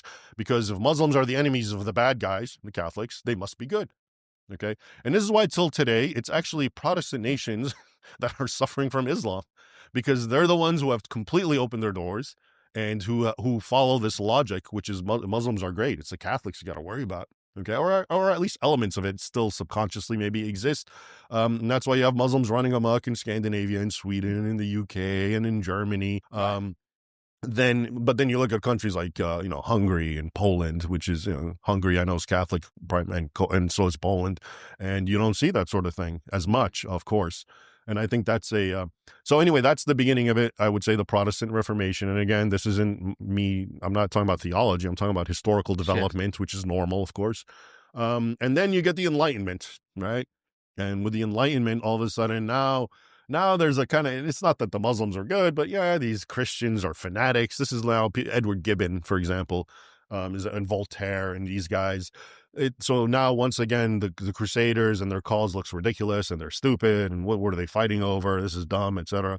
Okay, and then you move on until you come to sort of the modern, 19th century, 1800s. Now you have serious scholars, Orientalists, and they just approach it in a very cold fashion. I actually like their writings; they're objective, okay, and they're looking at the sources. And they're actually better than the other guys, but you still have the influence of the sort of, the Protestant disdain for Crusades, and you have the Enlightenment disdain as well. And then you come into the modern era where, again, I think it's this need, where it comes from. I think sometime in the 60s, you get this move, this very anti-Christian thing where, Christians and Europeans and Westerners are the root of all problems. Okay. And of course, this is how the Crusades fit. So now it's being taught that way, and, we're gravitating back. So now it's worse than ever, because what they're doing is they're literally playing with history. I already gave you an example of all the horrors that happened before the First Crusade. In 1 year, 30,000 churches were destroyed. This is to say nothing of the killings of Christians under Hakim Amrullah, the Fatimid Caliph, or all the other ones. And they ignore all that intentionally and just tell you, oh, Crusades just happened out of the blue, 5 centuries of peace, down the toilet. And now Muslims, can you imagine that when 9/11 and all that happened, and until now, when there's an Islamic terror attack in Europe, they try to actually associate it to the Crusades and say, well, Muslims are still upset about that. They have grievances. Okay. And they don't. I mean, because Muslims are not idiots. They actually respect the Crusades in the sense that, oh, okay, there was a time when Christians fought back. Oh, okay, good for them.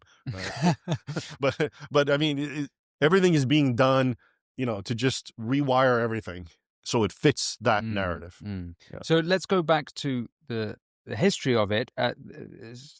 Both sides of Europe, at the sort of mid-second millennia, we have the Inquisition happening in Spain, and we have the Ottomans charging, well, not only Constantinople, but right up as far as Vienna. Maybe we start with the Inquisition. Sure. So, and here I'm going to talk about the Inquisition, but you're going to start finding something interesting here. Is like all these major historical epics and developments that we talk about, you're going to find Islam snuck in somehow, including in the Inquisition. Okay. So the Inquisition to us is, just crazy fanatical Christians torturing everyone to get the facts, etc. And then there's elements of that as well. Okay. But it really started, why did it start in Spain? Because it was part of the war with Islam. And after the Reconquista now is finally coming to an end, And all the Muslims have been beaten far south. They're all now in Granada, southern tip of Spain. All right. And this is under Ferdinand and Isabella, right? The unification of Spain as well. So now they're all holed up, but they're about 500,000 Muslims. Okay. And initially, the Christians allowed them to keep their religion and keep their Sharia and live. But whenever they could, the Muslims would basically try to subvert and attack, including with Barbary pirates and with the Ottomans. They were like a fifth column, and they would attack Christians whenever they could and kill them, etc. So it came down to you either become a Christian or you leave, go back to North Africa where your ancestors came from. And so now, why become a Christian, right? Now, today it's seen as, oh, look at these intolerant, crazy Catholics. They just force their religion on everyone. No, the logic was if they become Christians, this jihadist animus they have for us will have to go away because now they're like us. Okay, that was the only logic. Okay, become like us and lose your hatred for us or leave. So a fatwa came out. A fatwa was a decree by by several respected Islamic jurists from North Africa who invoked the doctrine of taqiyya.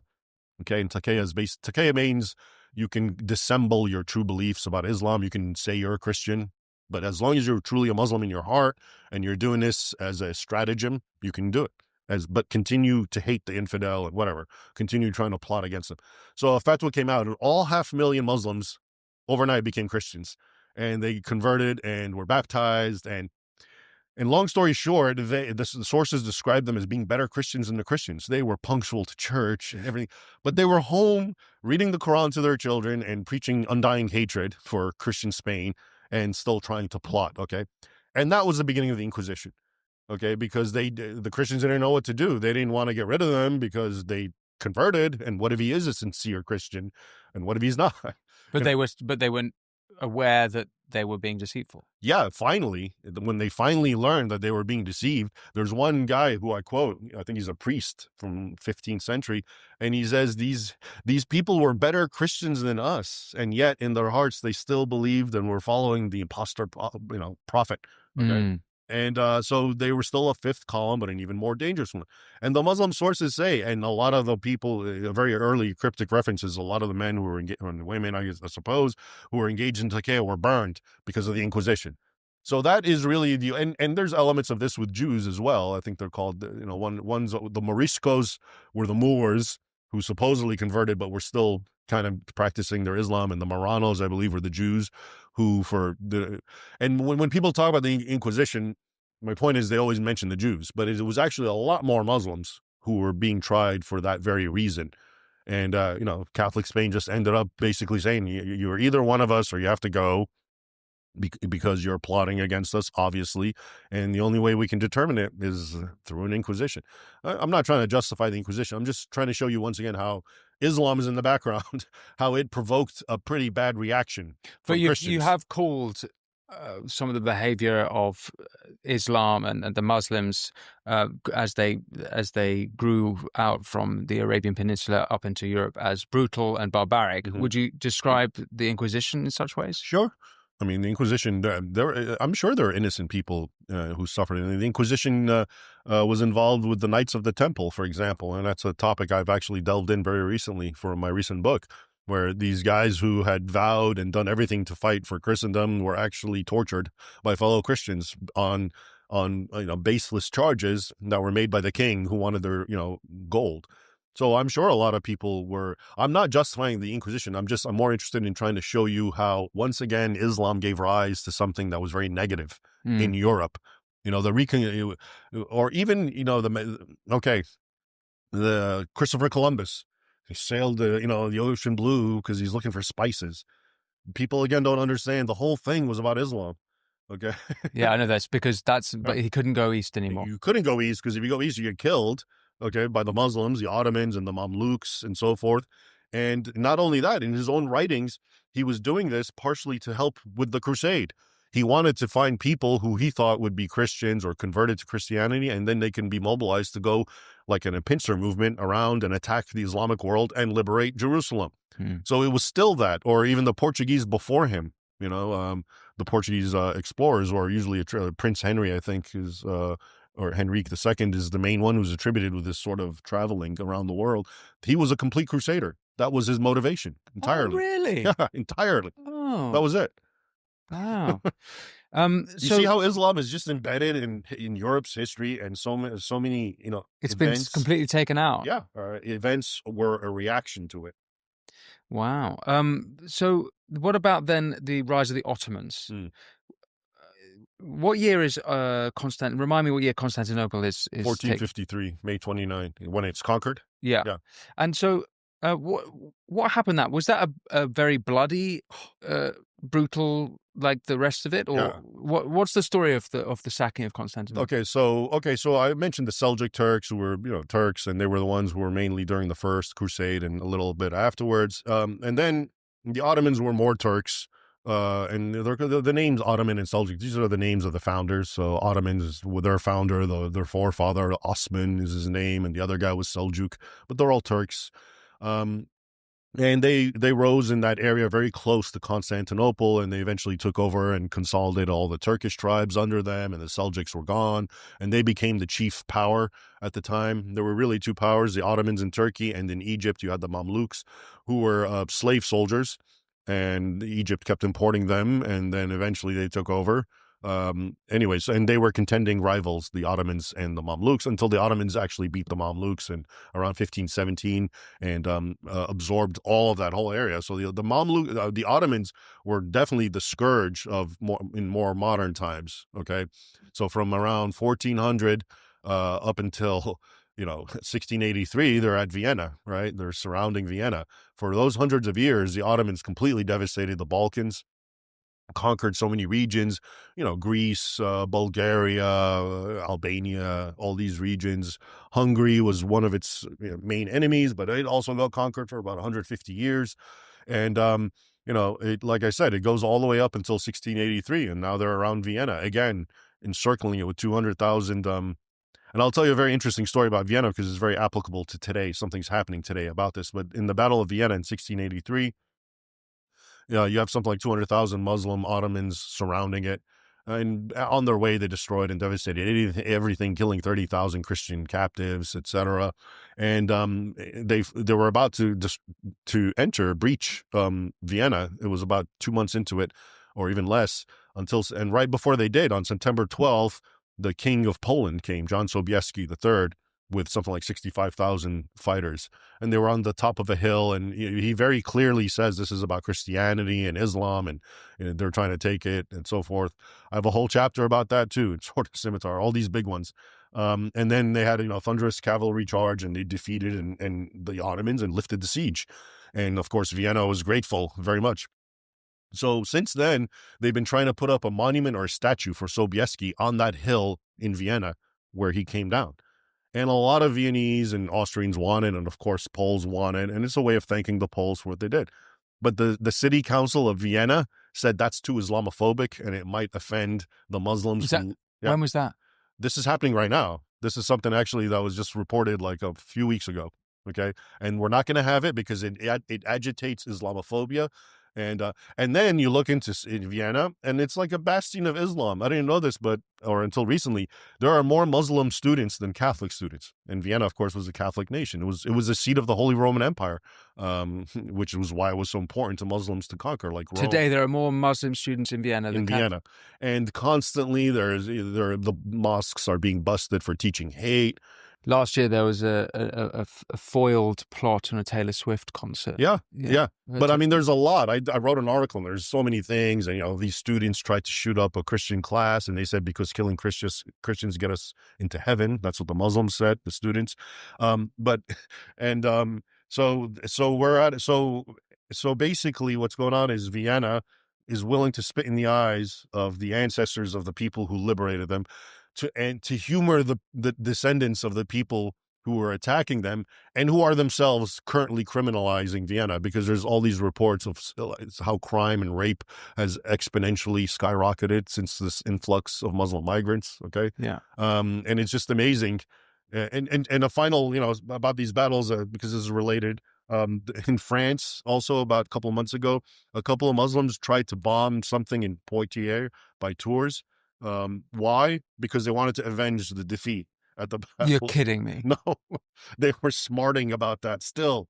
this battle most Westerners don't even remember. Again, showing you the long view of Muslims. They wanted, 1,300 years yeah, later. yeah. Wow. Seeing as we're recording in America, I just read the biography of Captain John Smith, who set up Oh, the to fight Turks. well, yeah, he set up the first successful colony at Jamestown, and he would before that he's a man from Lincolnshire, Mhm. and he went to fight the Turks in Hungary and was captured, Mhm. became a slave, was taken all the way across to eastern Turkey, eventually escaped, walked up to Moscow, then walked all the way across Europe again to his friends in Hungary, and eventually, actually, he didn't even go home then at that point. He went off and went on some other adventures. But it for me, it goes to show that actually even the founding of America, I mean, you mentioned the Barbary Wars earlier, that this stuff would very much have been in the imagination of the founders of this country, as we've seemed to have forgotten all of that stuff. But isn't it ironic? John Smith, I mean, he's mostly famous for what? Pocahontas, Yeah, right? But here, even this guy has this long, sordid affair with Islam, right? yeah. And since you mentioned it, and since I've been talking about history and I went up to 1683, let me actually finish it off with Barbary, because that's very important. Yeah. People don't realize it. I mean, think about this. America's first war as a nation after gaining independence from your country was was against Muslims. This is with Jefferson, yeah? Yeah, Jefferson. And why? Because they were using the very same logic that all the other Muslims that I quoted, the jihad, etc. You're an infidel. And so they start attacking and plundering American vessels sometime in, I think, 1780 or something, right? Soon after the Revolutionary War.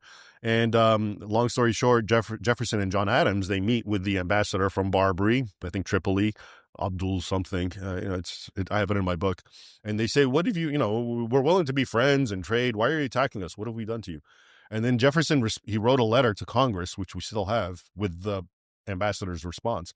And to paraphrase it, he basically told him, our Quran says and our prophet says you're our enemy, and it's our right and duty to attack and plunder and kill you and enslave you wherever we can find you. And most people don't realize that he was actually paraphrasing Quran 9:5, which is known in Islam as the sword verse. And it says, lay in wait wherever you can find the infidel and ambush them and kill them and enslave them. Okay. So anyway, so it's the same mentality, same logic. America's very first war, it just became a nation. It hasn't even had its first president yet, George Washington, and it gets dragged into eventually 2 wars. Okay. The first is the first Barbary War in 1801, and that drags on, and again in 1815. Okay. So so here, look, we fast forwarded almost 1,200 years since the Battle of Yarmouk, right? In 636, now we're in 1815. And it's the same mentality, same logic. And it's the same thing that they tell us. Islam doesn't mean that. Islam means peace. And that's how effective they've been. They've gone that narrative to become dominant, even though the long storied past of history is it's an unwavering continuity of Islamic hostility based on Islamic teachings and jihad. Yeah. We've been told our whole lives that wrinkle creams were the easiest way to look younger. Now, one doctor says that's nothing but old news. According to Dr. John Lake, the world-renowned Beverly Hills beauty expert, most wrinkle fixes on the market are nothing but glorified moisturizers. They hardly make a dent on your appearance, and some can even be harmful to your skin, he said recently. Dr. Lake has focused his attention away from mainstream cosmetic practices. Why? So he can pursue a revolutionary anti-aging breakthrough, one that some experts say could empty the wallets of the cosmetic industry. Dr. Lake has released an insightful step-by-step video to the public, free and uninterrupted, where he outlines exactly how to use this simple solution from home. So far, the comments and feedback have been pretty good. So you can find out more about this yourself right now. Go to bhmd1.com/win or click on the link in the description box below. That's bhmd1.com/win. Now, there is one thing Dr. Lake asks from his viewers. If watching this video helps you look and feel younger than you have in years, then please share the video with your friends and loved ones. Go watch the video at bhmd1.com/win right now, or just click on the link in the description box below. But back to the interview.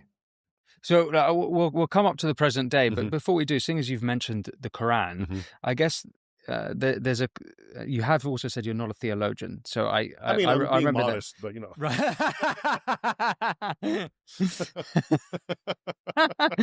Right.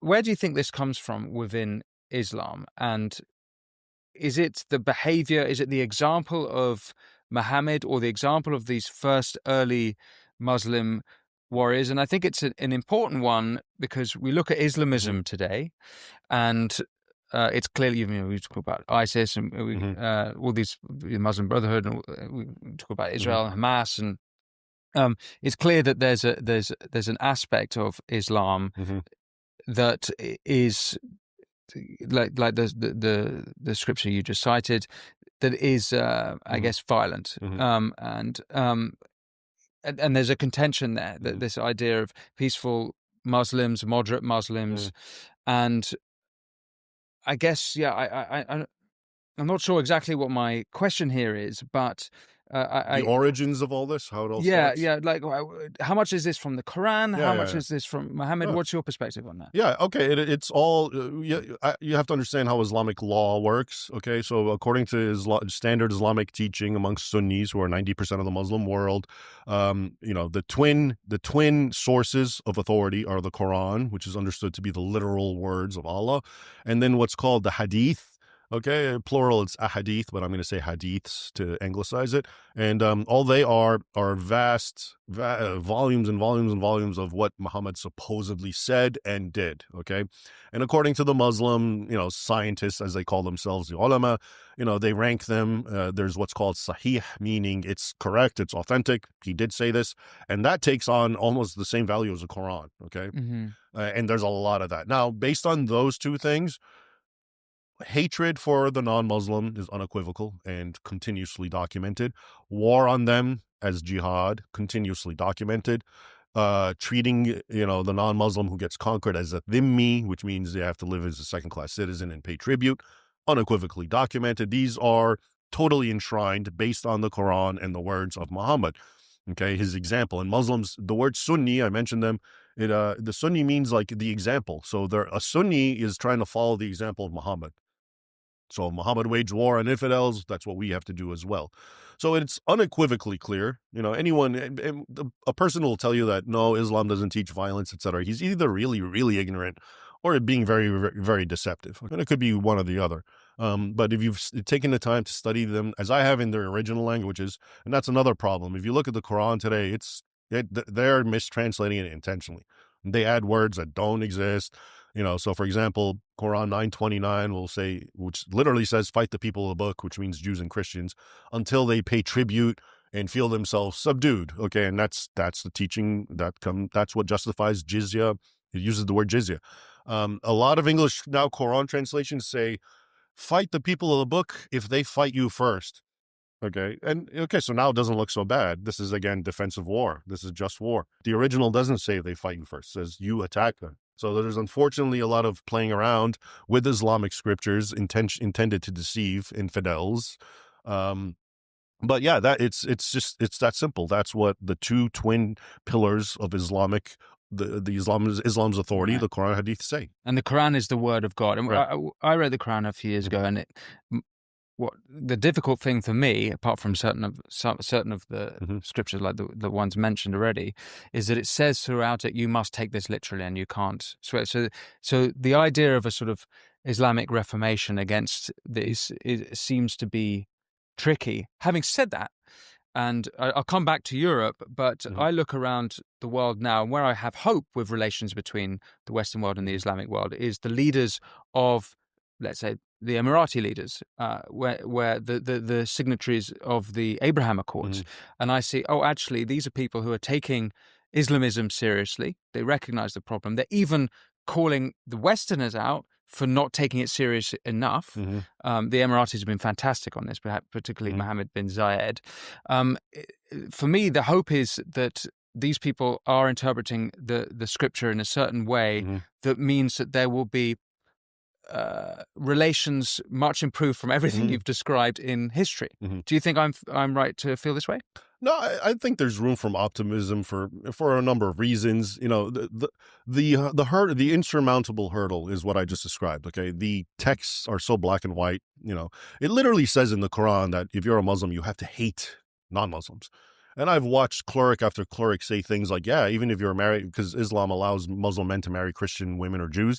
And he'll say, yeah, you can marry them and have fun with them sexually, but you have to hate them and you have to let them know you hate them. Okay. That's how much it's so ironclad. Now, you know, and this is the whole question about what's a moderate Muslim. Okay. So yeah, I don't believe in a moderate Islam because it's just not there. It's black and white.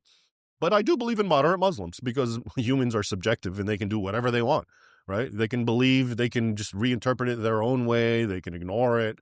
I mean, so I believe you have that. It exists. It's just, it's very hard to doctrinally justify it, okay, against the hardliners. That's why they always end up winning the arguments because it goes back to what the Quran says and what the Hadith says, okay? But there's all kinds of leeway and you know, ways to get around this, I suppose. But you're right. A lot of people, what they don't understand, they say we want a reformation of Islam, and what they don't get is actually something very akin to the Protestant Reformation has been happening, and it's what led to radicalism. Okay, not because Protestantism is radical, but the same methodology, and I'll explain what I'm saying. Protestantism essentially was, you know, sola scriptura. We're done with clergies and whatever. We just want the Bible. Okay, and Islam for a while has always been, the Quran and the Sunnah, but most people were illiterate Muslims, and you had to rely on the ulama and the scholars and the sheikhs, etc. And there were schools of law, and there still are, which could, you know, modify teachings certain ways or not. Well, like the Protestant Reformation, you know, since modern times, now the Quran is available on the internet, okay, and Muslims are literate and they can read Arabic. And what's happening is they're becoming more and more going back to the scriptures and not caring so much about what the schools of law, they're called madhahib, say. So it's almost like a sola scriptura mentality, but the result is the exact opposite. Because if you're a Christian who just goes by the Bible, well, you're going to turn the other cheek and you're going to love your neighbor and you're going to believe in monogamy, et cetera, et cetera. If you go strictly with what I'm talking about, the Quran and the Hadith, well, that's where all the hatred comes and the violence and basically a 7th century Bedouin mentality. I mean, that's what's captured there. Yeah. So what people really want is not not a reformation of Islam, which I don't think is possible. They want an enlightenment, which was basically, you know, not even caring what the scriptures say and just rising above it. And, you know, how you rationalize that, people can do whatever they want. I mean, look amongst Christians, you have all kinds of different beliefs and teachings, even though one Christian will say, no, the Bible says this. And so of course it can be done. But you're going to need, and the leaders, you have to remember, they can do what they can do. But a lot of the, you know, the people are, you know, Saudi Arabia is our good friend and ally. And I know they're also sometimes part of these accords, et cetera. But they're also the chief disseminators of radical Islam. Okay, they're the ones who fund this. You know, if you go to a mosque in England and you find it has radical, hateful books, it's coming from Saudi Arabia. You know, so it's, and again, we have to contend with this idea of taqiyya, Islam allowing deception of the infidel as needed. Okay, so we're in a weak phase, then we have to, you know, be accommodating to them and not hate them openly. You know, so all of that needs to be taken into consideration. But having said that, I think if Western powers or the non-Muslim world just dropped the act and said, look, we understand your religion, we understand it has violence, and we understand this, but we're not going to tolerate it. And, you know, in other words, call them out and stop playing this game as if, no, it's not there. It is there. Let's confront it and let's work around it. I suspect if you were to do that, then a lot of the problems might go away. Yeah. Because if you call it out and everyone's like, actually, we better behave. Yeah. Yeah. But if you keep acting, no, your religion means peace. There's nothing wrong with your religion. Okay. So you're not addressing the problem. Well, this brings me to what's going, big scandal in my country, the grooming gang scandal, where tens of thousands of young... Rotherham, exactly. Young white underclass girls, predominantly white, there's some other Hindu girls and different groups, but mainly white, been targeted because they are, quote, kafir. And kafir or kafar? Kafir singular, kafar is plural. Kafar.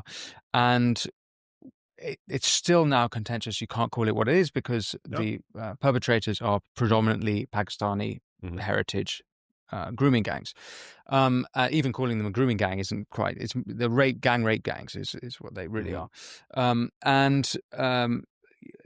we're just sort of unable to call out that kind of stuff. We also have with Islamist attack after Islamist attack. This is kind of across Europe. It's a problem, and this is what I kind of want to, your whole history. I wonder how we can make it relevant to what's going on now, because you've sort of given a historical context, and Muslims are moving to Europe en masse in hugely growing Muslim populations, particularly in contrast with the declining, let's say, quote unquote, indigenous population, Christian population, and Christianity is also on the decline anyway amongst those. So I wanted your perspective on how we might find social cohesion today in Europe. Sure. So let me give you some more context, because you're right. You know, the history I told you, and there's still elements of it that we need to talk about to make sense of what you're discussing. So one of the earliest motifs amongst Islamic scholars, and this goes back to about the 8th and 9th centuries, was that, and I hate to put it this way, but that's how they put it, like white women want it. Okay. And white women are desirable, and they're the number. And I was telling you about the Vikings bringing slaves. They wanted fair slaves. This is a well-documented thing that goes back to Muhammad.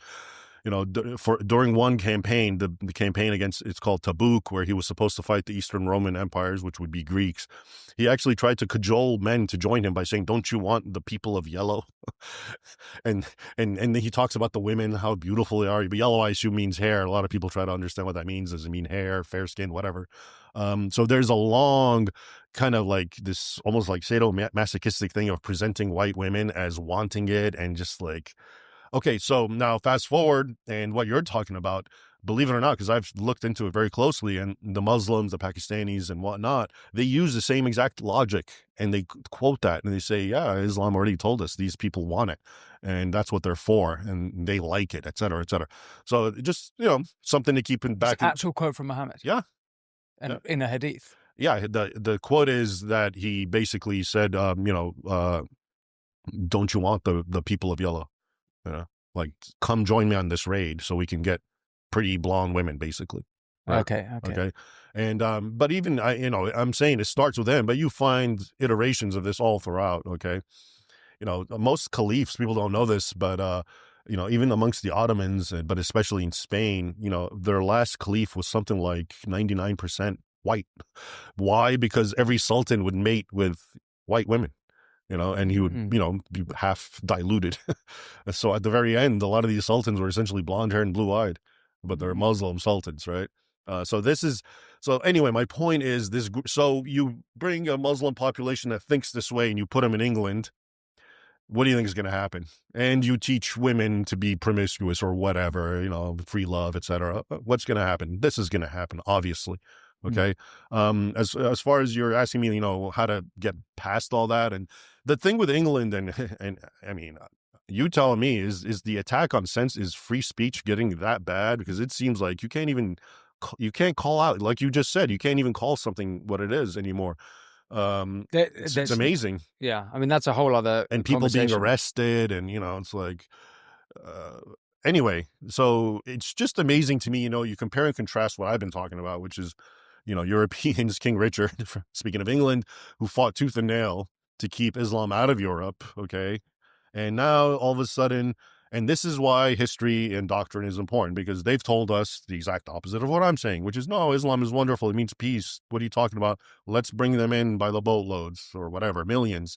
And guess what? You see what's happening, because it's just a continuum of what always happened. So on the one hand, you have Muslims walking in perfect step with their ancestors, and now you have Westerners in perfect discontinuity with their ancestors. They've just completely rejected. Or perhaps continuity with the ancestors pre the first invasion from of Islam into Europe. So this is like, if you go back 1,500 years, right? Do you see some sort of parallel with that, do you think, or is that a stretch?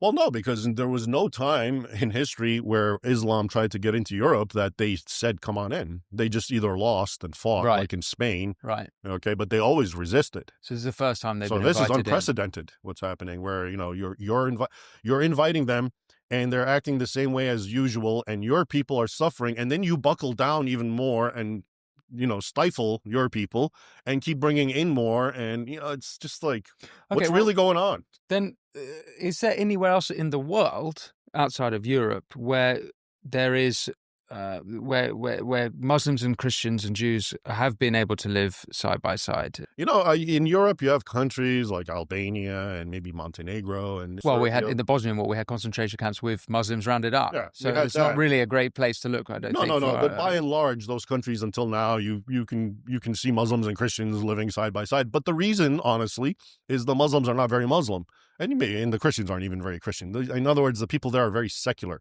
You look at a Muslim in a lot of these European countries, and they just they don't know the first thing about. I've talked to them, and they don't don't know the first thing about Islam, but they're Muslim by name. So I think that's one of the reasons that you can have that. Look, if Muslims are in power, and they're the dominant group, and they're upholding and following Islamic teachings, then by nature, the non-Muslim, the Jew, the Christian is going to have to live as a second-class citizen. Okay, so like in Egypt, for example, which was a very Christian nation, and now it's 90% Muslim, let's say 10% Christian. Okay, so there's constant persecution, but there's all these laws against churches. Okay, so I just read a report, finally came out, the numbers. And long story short, Christians are always complaining we need churches, and they're not allowing them to build churches. And if you go back to Islamic law, Islamic teaching, which I was discussing as based on the hadith and so forth, you're not supposed to, Christians who are conquered, they can live and pay tribute, but they can't build their churches. So until today, in a modern nation like Egypt, you have that law, or kernels of it still exist. Okay, and it finally came out that when you do all the number crunching, for every one church that Christians have, Muslims have 60, if you even up their numbers as population. I mean, think about how obvious discrimination that is, okay? And but Egypt publicly will tell everyone in the world, no, we treat our citizens the same, okay? They all have the same religious freedom. But 1 to 60, that ratio is pretty telling. So, but Egypt, its constitution, Article 2, says we trace our legislation to Sharia. And so it's even it's in the constitution. So as long as Muslims are going to live, it's just plain and simple. The Islamic law, Islamic teaching is black and white, and it is divisive, it is discriminatory, and it does incite violence against the non-Muslim. That's it, okay? Now, to what extent Muslims are going to enforce that or live up to it? Okay, maybe some don't care, and in that case, you can live with them, all right? I often give a good analogy. I try to understand what a moderate Muslim is. Okay, and it's the Nazi analogy, okay, which is a little, Here we go. Hear me out. Oh dear. No, it doesn't sound so bad. You hear me out. Okay, so he went there. No. All right, here's what I'm saying. Nazism is a body of teachings. It's an ideology, okay, and it has white supremacist ideas in it, okay, and it has other teachings, whatever. National Socialists, they come to power. And then you got a guy like Oskar Schindler, all right? And he was a Nazi. He was an actual ranking Nazi. And his story, he saved Jews and etc. And he went out of his way, and it's no small threat to himself. But he was a Nazi. Okay, so my question to you is, what he did, his good deed, was that an aspect of his personality, of him rising above Nazism? Or was he practicing a moderate form of Nazism? Okay. I think you're going to tell me he just rose above it and did not implement the supremacist aspect, killing Jews, whatever. Okay. He rose above it. And that's how we have to understand Muslims and moderate Muslims. Okay. The Islam has its negative teachings, its violence, its divisiveness, its hate. Okay. If a Muslim doesn't act that way, and I know there's Muslims who don't do that. Okay. And they're good people. Is that because they're practicing moderate Islam? Or is it because they rose above it? See, when you say that, all of a sudden people want to say, no, it's a moderate Islam. But they won't do that with Nazism. They'll say, no, Nazism is what it is. It's a violent supremacist creed. But I think the obvious problem with that analogy is that moderate Muslims who I've spoken to on this show, will, rather than rising above Islam, they'll appeal to other scripture. And then they'll say there's a contention here, there's a contradiction, so we're going to appeal to this and this one where it says, right. They will do that. You're right. But what I'm saying is, which is not, you can't do that with Nazism. You can't appeal to another side of Nazism. Well, no, I would argue what's happening is they're being disingenuous. Okay, they're making an appeal, saying, oh no, there's a way around this, and I'm telling you, no, there isn't. Okay, so yeah, it would be like a Nazi But the, but telling you, no, no, wait, there's aspects of Nazism where allows for this, and you and I know there isn't.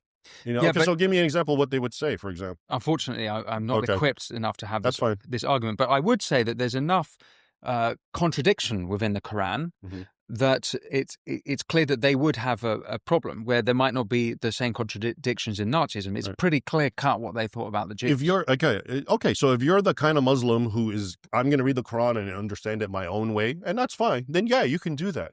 But to be a true Sunni Muslim, that's not how it works. You have to follow the interpretation, the exegesis of the authorities, and all of them are unequivocal about the topics that we're discussing because they're so ironclad. So again, for example, there's a movement among Muslims, and it's a good movement. They're called Quranists. What they want to do is just the only book they look at is the Quran, and they're done with the Sunnah, the Hadith. And that would be great because honestly, a lot of the most troubling teachings come from the Hadith, not so much the Quran. The Quran is very poetic, okay? And so that would be a great thing, but they're a tiny, tiny minority. They're not even 1% of the Muslim population, okay? So you can do that, and they do exist. Muslims like that, and that's more power to them. But if you're being a standard, I'm a Sunni Muslim who's just following the traditions of my fathers, and I belong to one of the four madhahib. They have four schools of law, which are very, very similar. They just have nuanced differences, but they agree about what we're talking about: execute the apostate or punish him at least, blaspheming, etc., keeping Christians and Jews suppressed, war on the infidel. These are non-negotiables. Okay, so if you're that kind of Muslim, yeah, I mean, I can say to the infidel, no, there's a way around this, but that would be like me telling someone who's ignorant of Nazism, and I'd be like, no, in Nazism, there's room for Jews and Yeah. and non-Aryans to live in peace, and okay, you'll believe it. But I'm just saying that they can say whatever they want and they can believe it, and there can be large numbers of Muslims who live that way, but they're not. This is not in accordance with Islamic mainstream Islam. Just like a Nazi can say, no, I love non-Aryans, but yeah, that's not in accordance with Nazi ideology. Right. We mentioned right at the beginning of this conversation that we would look at your work on exposing the terrible treatment of Christians by Muslims around the world. Now, it's been an amazing, long conversation so far, so I appreciate that. Sure. I'm breaching a new topic, but what perhaps we can touch on some of the most recent things, and then I'll put listeners to go to your reporting on your website. Sure. But maybe we just stick with 2025 and what's happening. We've had some reports from Congo, Nigeria, and even Syria, although it's very mixed reporting on Syria, and I'm not sure how true it is there. But I wondered, if you could explain Sure. what's going on. So, the persecution of Christians, and it really dovetails wonderfully with what we're talking about because it's part of the continuum. The persecution of Christians by Muslims has always been there from the very beginning because most of Muslim lands are in Christian territory. And that's why so many of them ended up converting to Islam. And you have small minorities, and that's why they disappeared in some areas. So the Copts, for example, who used, the word Coptic, for example, just to give you an idea of how infused with Christianity it is, the word Egyptian, that's the Greek word, which is Aegyptos. And when the Arab conquerors of Egypt came, they took the word for native Egyptian, Aegyptos, but they just took the middle syllable, Gypt. And that became transliterated into Copt for us.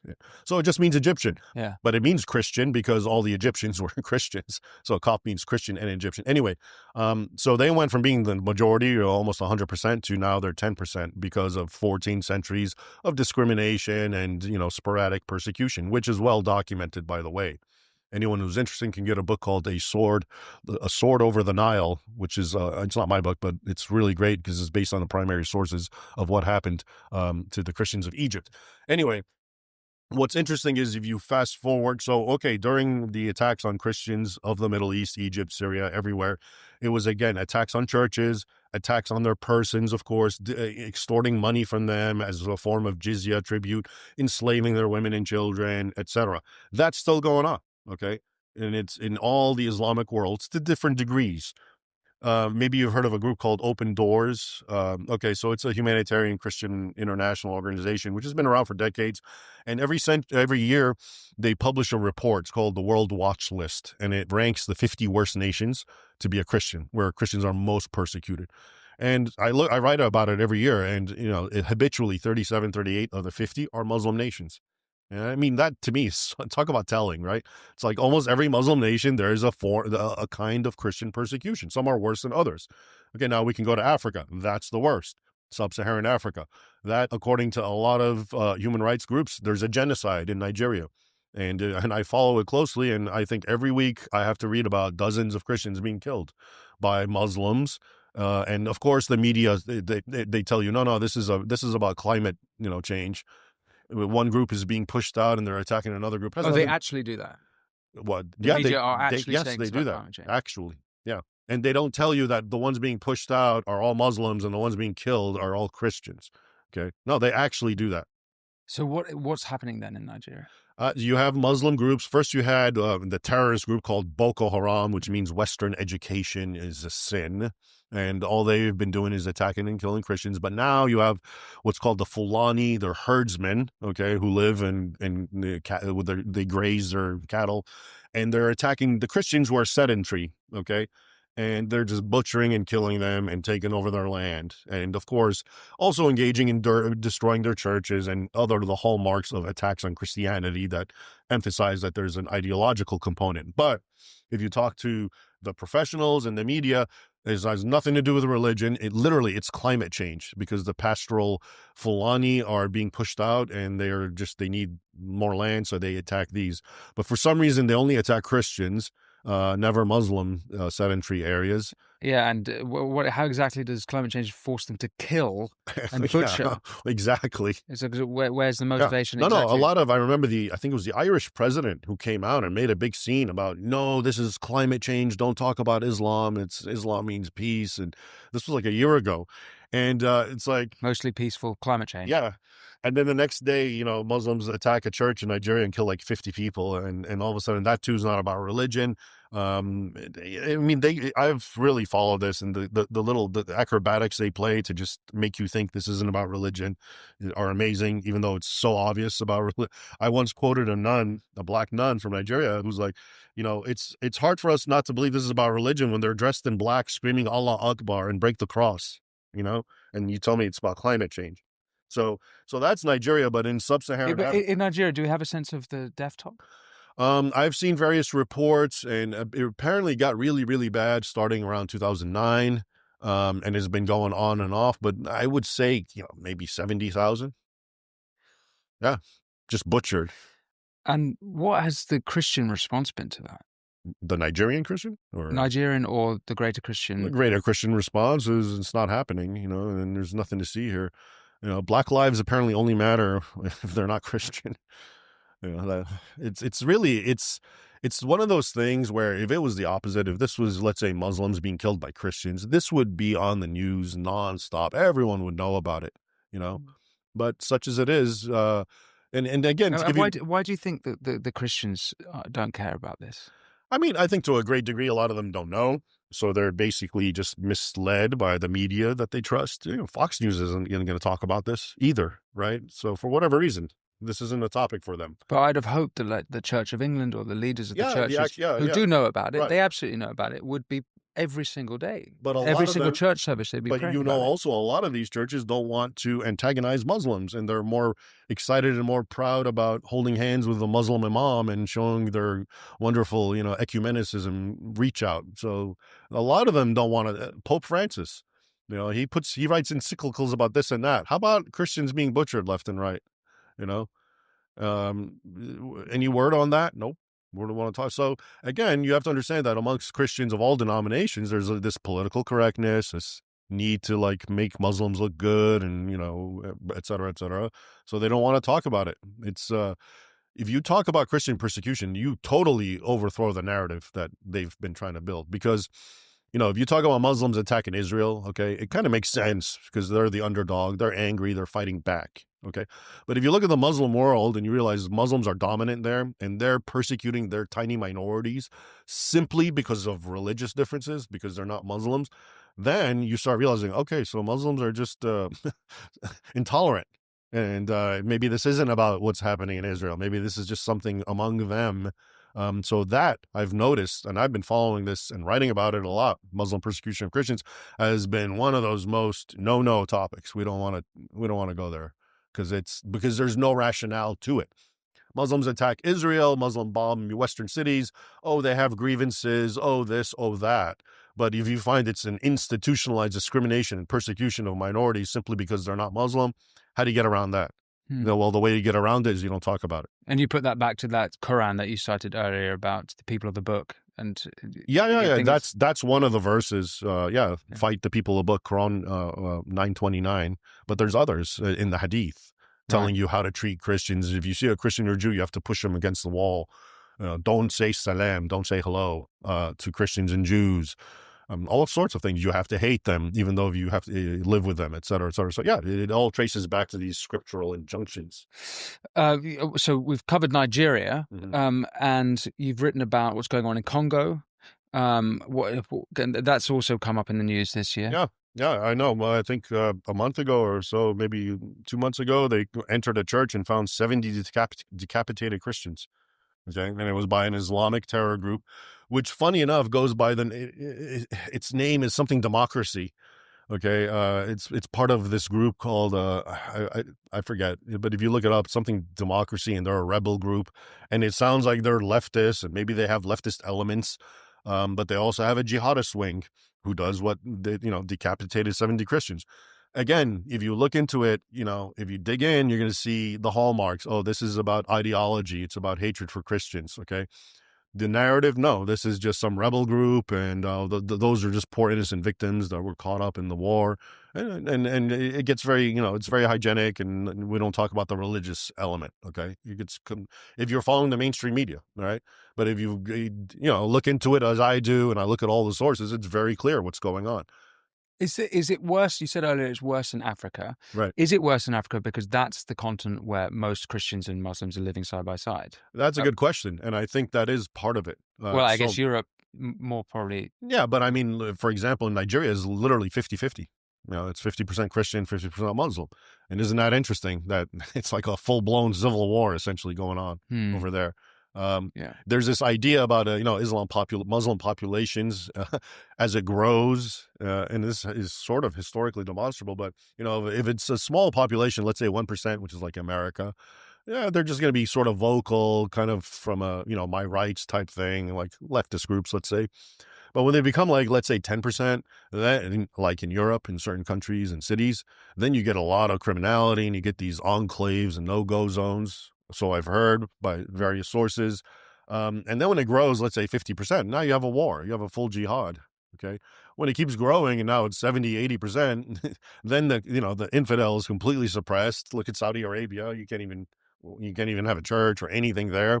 Or they're suppressed, tremendously. So it's very unwavering. And for Europe, it's unfortunate because these numbers, I saw a Pew poll say like in 2050, in Germany, Muslims are going to be like 40% of the population. I mean, at that point, it's going to be like Nigeria. It's going to be a war, because why not? I mentioned Syria. There's mixed reporting here, so I'm hesitant to say that. I am too. Yeah. Right. Yeah. It's very. You agree with my? Yeah. My it's very confusing what's really going on. Okay. And sometimes you hear it's Christian, sometimes you hear it's not. It's Alawis, and it's right. We have to wait for this smoke to settle, kind of. Yeah. Well, I encourage listeners and viewers to go to your webpage where you have all of this. I mean, I couldn't quite believe it when I went on, because you've been documenting these attacks on Christians for many since years. 2012, I think. No, it's 2011. Sorry. Okay, so well over a decade, and as far as I've found, and including Christian websites, this is the most thorough documentation. Thank you. Yeah. And it's pretty shocking stuff, and perhaps something that we can go into on another conversation. But Raymond, before we close out, we've covered so much, and we've swept through 1,400 years of history, and couldn't obviously possibly complete every sentence. But is there anything you want to add before we close this out about everything we've discussed? Any important ingredients you think I might have skimmed over too quickly? No, I just, to cap it off, is just really to emphasize that there's such a gap in people's knowledge, and it's by design. This isn't just ignorance because whatever. It's been for decades building up, where information, like I said, fake history, which is more potent in many ways than fake news, has been like accelerating. And so people really need to educate themselves, and don't look to the professionals, because, you know, they're not going to do it, because a lot of them maybe even agree with me, but they have a career and they don't want to lose their job. You know what I mean? So a lot of that. So I think you just have to independently educate yourself about the truth, about the history, and about the doctrine of Islam. And if you do that, you know, it'll all fall into play. And I'm not trying to promote anger or hatred. My thing is, I believe the more we have truth, the more we can act on it, and the better. But if truth is suppressed, then there's no remedy, because you can't fix something until you acknowledge the issue. Yeah. You know, and if you just let it fester and boil and simmer over, well, that's just even worse. So the number one thing I would just tell people to objectively educate themselves on these topics, and I think everything else will fall into place. Yeah. You've mentioned a couple of your books. Are there any others that you want listeners and viewers to know about? And where can they find you online? Right. Your social media and website? And so my website is basically my name, RaymondIbrahim.com. And there you'll get all my articles, my videos. I make YouTube videos too. You can see me there. And I have social media links to the ones, even though most of them I'm shadow banned on, because nobody sees anything that I post, they tell me. But the books, I would say, if you want to do what I just said, educate yourself, the number one book that I wrote would be Sword and Scimitar, 14 Centuries of War Between Islam, because I give the bare bone theology and doctrine that you need to understand about Islam without going into every detail. And then I give the history that we just discussed, and I really document it. And I go all the way up until the present and show the parallels. So I would, you know, that would be the book that I would primarily suggest for anyone. Yeah. Raymond, I would like to say it was a pleasure speaking with you, but frankly, it's It's a jarring experience. It's been hard, brutal history, and particularly what's going on right now is really. Well, try being me sometime. Raymond Ibrahim, thank you so much for speaking with me. And my pleasure. We must do it again. I enjoyed it. Yes, thank you. Thank you for watching The Winston Marshall Show. That was Raymond Ibrahim. If you want to support this show, remember all you have to do is press subscribe. And if you want ad-free viewing and exclusive content videos and interviews, head over to winstonmarshall.co.uk. But until next time, be well.